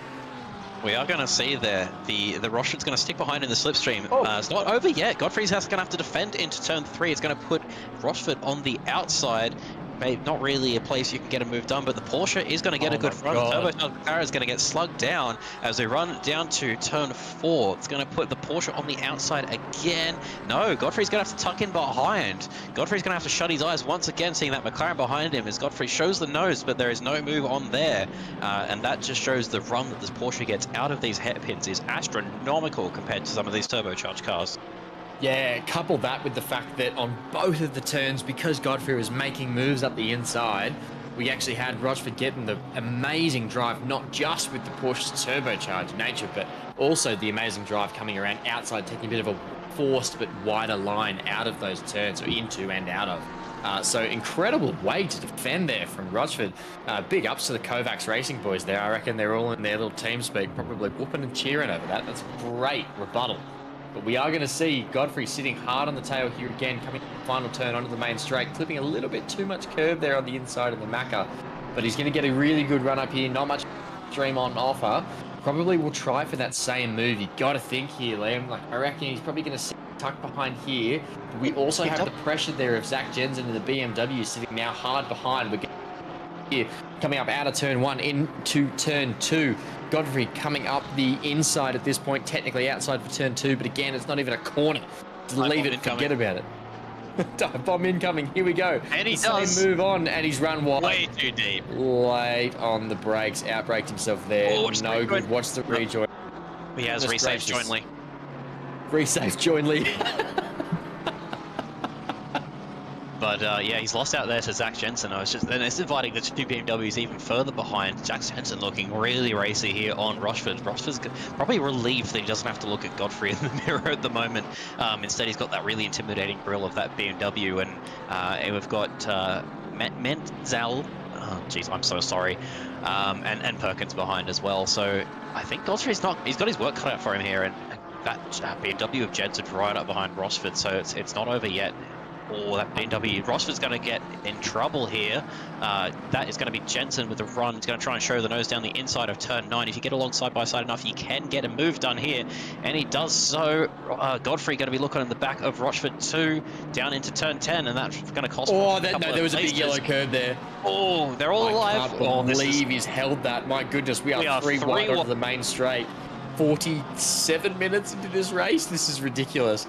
Coming up into turn 1 with 3 wide. Oh, excellent clean moves there. Godfrey sitting, going to get a really good run out of that turn. Going to make a move there on, I think that's Perkins there in the 858. Yep, that is absolutely. Godfrey got the move done through turn 2, but he's going to have to defend hard into turn 3. Sitting up the inside, going to try and be better on the brakes this time. Makes it, has some room outside, but gets a really slow drive out of the corner compared to the BMW of Perkins. Manages to just stay ahead there, but it was a bit of a block. It's invited Charados up in to overtake the Rochford as well. So he's lost, what, 4 spots in the matter of a lap. So this fighting is really, really going to hurt him. He is not going to be happy with that at all. I think he might have a little bit of, maybe not red mist, but he's going to be trying to get up some places there as the two BMWs fighting. That is Perkins going very defensive there with Menzel.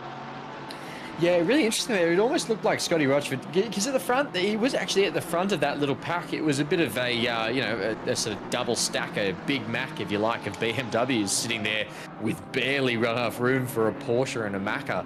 But, Macca BMW, there we go.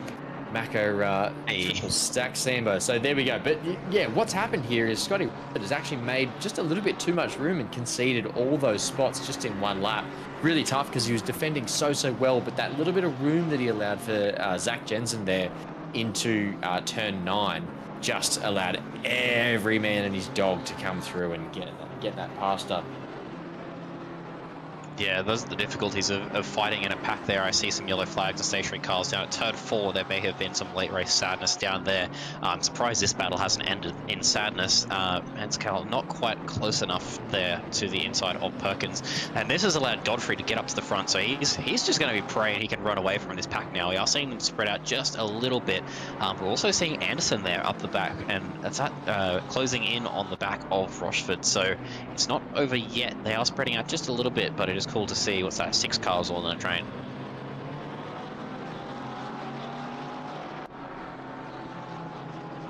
Yeah, 100%. Good to see so many little BMWs there fighting mid-pack. This is a good little train for ACC. Sometimes we can end up with a little bit of space at this point in the race. But we've got a great little pack here battling.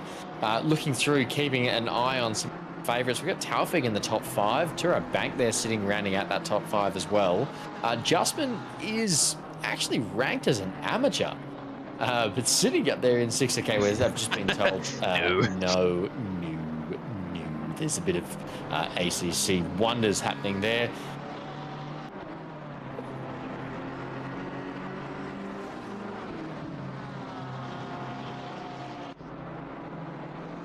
There's some adjustments coming, I'm just being told, as Glenn whispers more sweet nothings in my ear, updating me. There will be some rank changes as we see a BMW done a full loopy lawnmower on the side there.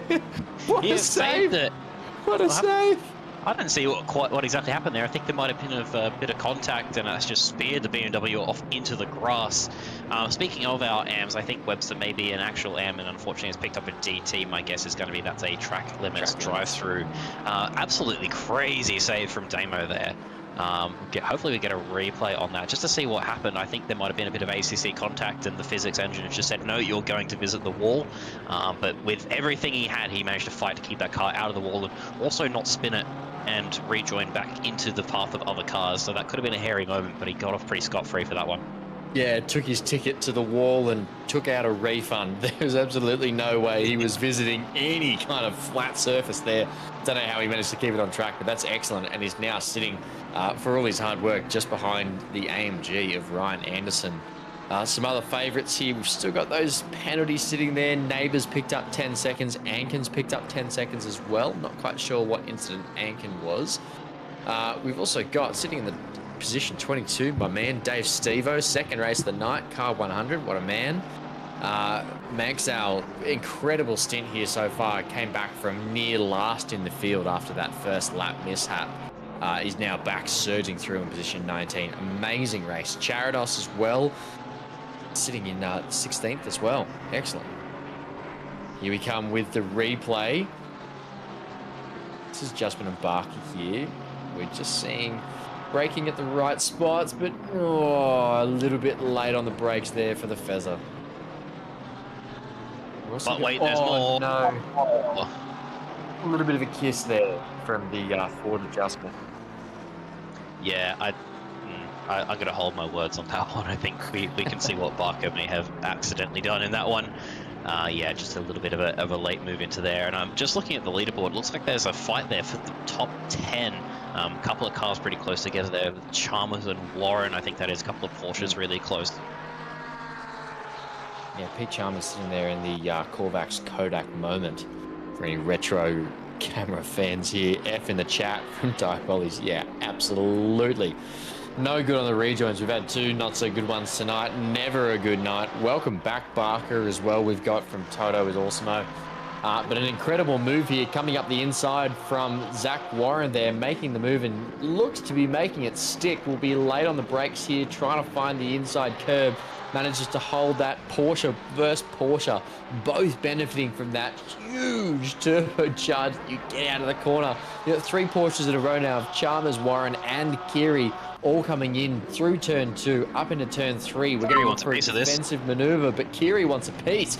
Coming up the inside, can't quite get the maneuver done. Also hits a little bit of that yellow. That will slow him down and possibly sit him in third position in that little battle pack for the remainder of this lap. Ironic that one of the only natural aspirated car here is the ones giving you the turbocharge out of the corners, but we're going to see a replay here of Mansell, and it looks like he might have had a little bit of contact with Perkins, or did he hit the inside? Oh, got a big slide. You don't normally see that. I guess it is the BMW. You do see that. I don't need to say anything more about the BMW. It does not have a good diffuser. It does not like traction. Just getting a bit sideways over that exit sausage curb, and really good save to keep that out of the wall. I think 9 times out of 10 that thing was heading straight for the barrier, so a good one to keep it out. Incredible. And you don't have a camera on, and I can't see your desk, but I'm going to guess that you've got a bingo card with inside curb written on it. I think that's your last one before you shout bingo, because you keep looking for that inside curb to be hit. But so far, touch wood, no one's actually clipped it. This is great. So I can't be the only person who's hit that, right? I mean, I've definitely hit it before, and it sent my Aston off into the never. But yeah, everyone seems to be keeping a bit of a wide berth on it. It is the kind of cheetah curb if you're a Kyle Lund fan of Red Bull Ring, isn't it? Like, you don't want to touch that thing because it's just certain death. Let's see a car go off there in the background. No, okay, never mind. Ignore me. I thought someone went off behind Taufik. But we're seeing Taufik there chasing down the car of Kurt Johnson there in the 52 Porsche. We're seeing Turab Bank here as well, leading. No, I think it was just me, Glenn. Ignore me. Which is usually my advice anyway. No, I'm just sitting on one. It's the depressing part. Yeah, we're seeing Turab Bank leading here of the Pro-Am division. What a guy, what a livery as well. Turab's son, I think, also, Ibrahim Bank, also moved up to sprints this season, raced in split yellow just the other night. Incredible father-son dynamic duo. Obviously, they got the one rig at home. Absolutely see them put together an enduro team at some stage. I'm sure Turab Ibrahim is pushing you for his own sim rig at some stage. I doubt anyone has the room for two sim in their house, aside from one person I know, Benny Simpson. Amateur driver that has just moved up into split yellow, but you know, maybe it's one for Christmas next year. Yeah, I think he'll be pleading for a sim rig of his own, and that would be amazing to see, having them both out on track. Both are very quick operators in their own right, so that would be awesome to see both of them on track together. Could do an endurance team, or is Chalmers going out very wide, exploring the runoff there of turn one on the outside curb, not the inside curb, although he may have hit it, you never know. Bingo! Got it! So we see Kiri there trying to show the nose, but not quite close enough for a move. Yeah, you may have hit it and sent your Aston off into 90. Unfortunately, I hit it and sent my Aston off into the car next to me. And yeah, sorry about that one. I don't remember who that was now, but yeah, don't like that inside curb. Yeah, no, not at all. But yeah, we did see Pete Chalmers run a little bit wide there, having perhaps a Kodak moment or a by that man an Atlas moment, moreover. Exploring has paid for all of the track, will use all of the track, but managing to still hold Kiri at bay. Kiri, a very, very fast driver in his own right, Pro-Am class, but definitely pushing above his weight class here, sitting hard on the arse of Paul Chalmers here. Pete Chalmers, as he goes through this little S's section, very, very tricky part of the track to get right. And I think also, of anywhere on the track, that's probably what penalises you most. If you get out of line, get out of sync, lose your mojo, if you like, to use an incredibly technical racing term, then you really, really suffer. A little bit wide there as well. Yeah, I think with this just in from the kitchen, Pete's tyres are cooked. This is no good. He's got a lot of holding on to do against Kiri, who seems to be in a better position tyre-wise.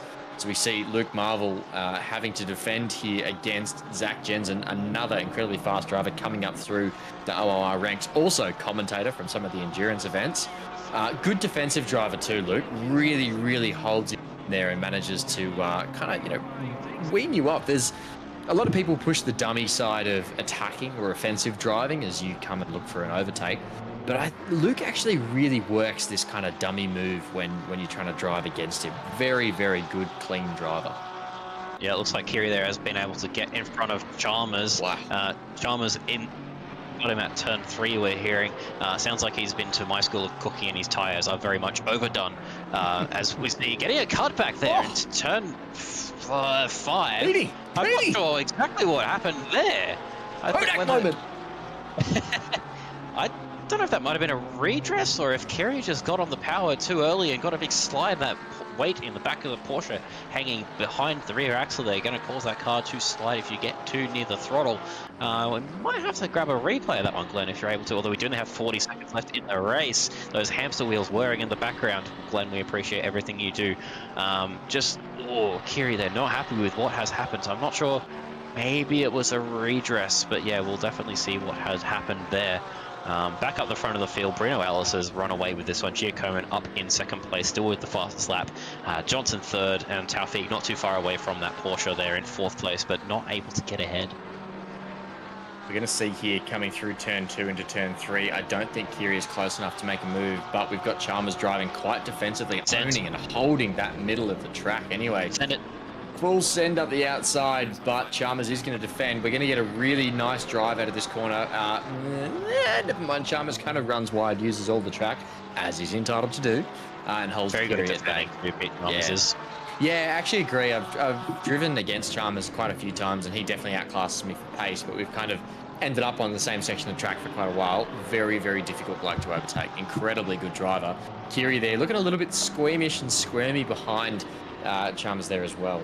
We're going to see this overtake here. Just keep an eye on it. We're going to watch these next couple of turns while the race sort of draws to a close, which you can see. Keep an eye on the bottom left of your screen. Oh, a little bit of a tap there, but it's behind. I wouldn't have redressed that if I was curious, unless the RD has come back in and said something, but I think that's okay. He didn't run him wide, he just got a bit of a tap. But if anything, I'd say that's on Chalmers, just giving him a little bit of a boot, not expecting him there. So Kerry has made a mistake, as we'll see. Oh, there. I'm not sure. We might have to hear from the RD or any stewards if they're watching there to see exactly what has happened as they come across the line. I think that's going to be one lap left to go for these guys. Yeah, we'll wait to hear from the bunker and see if we can figure out what's happened there. But I'm not too sure myself. I don't see a reason why that would have had to have been redressed.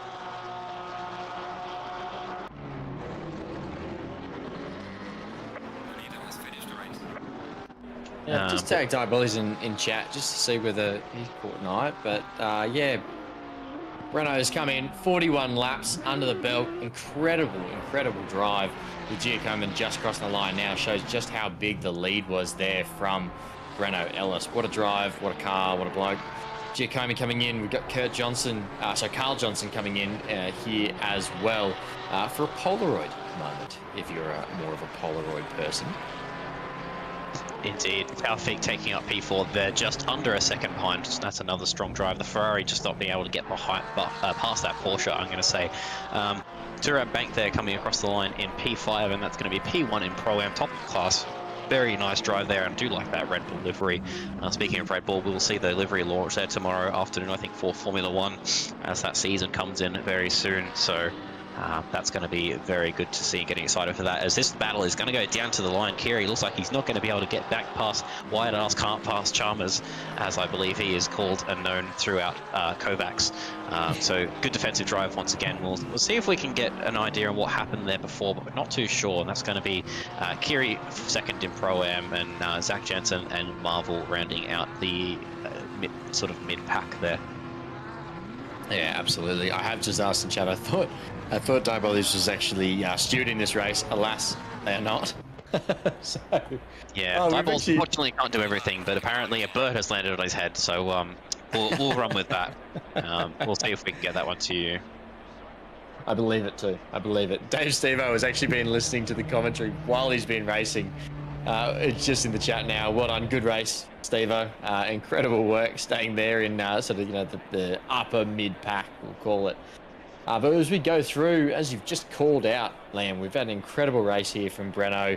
The top five are LSG, Coleman, Johnson, Taufik, and Turab Bank there rounding out and winning the Pro-Am category for this race. But Silver, Pete Chalmers, incredible drive there at the end. Bit of a mysterious overtake. We don't quite know what happens. Maybe we get something a little bit later in this week that Pete can explain just what happened there, or maybe even Kiri as well. But great race there from Chalmers. Godfrey pulling in a pretty classy second place in silver category there, followed by Perkins and our new man on the block, Damo Manskal. We'll figure that one out. We're getting closer, Damo. Please message us during the week as we go to the Pro-Am. We've got Turab Bank, followed up by Callum Rosser, who actually had a pretty good drive there in the Fezzer. Kiri following up with Jensen and Marvel rounding out the top five. And AM class here, Justin, we are going to discount that one. You're seeing the mouse cleverly cross that out. We've got Webster and Rosser. I'd argue that Rosser Pro-Am. He's a quick boy. He's faster than me. I'm not incredibly fast, but Rosser is. And Webster, we're not too sure on as well. But Rosser great drive from all three of those. I had a moment there, only doing 24 laps. So I didn't see what happened, but I think he might have unfortunately had to have disconnect from that one. Yeah, no good, but an incredible race here at the Red Bull Ring. We are just starting season 24 as we enter the twilight years, the humble years of ACC, where we keep it alive because we love it, and it produces incredible racing just like you've seen tonight. As a reminder, we are sponsored by Thermaltake. They're putting together this incredible series alongside the amazing admin team here at OOR, Octane Online Racing. Almost did the Octane thing again, Glenn. We've got also still to come, we've got Alton Park, Imola, Barcelona, Brands Hatch, Zandvoort, Donington, and Zolder all this season. So you're going to go to bed now, but you're going to wake up fresh tomorrow and get excited about the rest of the season. Plenty of racing ahead. We've got everything from ACC to LMU to iRacing and even AC Evo as we stretch our wings out here at OOR. An amazing season to come. Thanks so much, Glenn, for running the cameras tonight. Thanks to all the stewards. I know there was tonight. And thanks to you, Liam, for sitting in the commentary box with me tonight. No problem at all. Thank you very much for taking the lead on that one, Matt. It's been a joy to sit alongside you and call this race, and what a race it was. We had some great battles, we had a bit of carnage, and everything you would expect from Split Red, and I think there's going to be a few people there salivating at the sound of that calendar, and I personally cannot wait for some of these tracks. So right, we'll leave everyone to their Thursday nights. Have a wonderful rest of evening. We'll see you next week, not just with racing, but also with the thermal overtake of this week, as well as the $50 Thermaltake giveaways too, for every driver from every race from every week. All get to take part. Massive thanks to the sponsors, thanks to the admin team. We'll see you next week. Thanks, guys.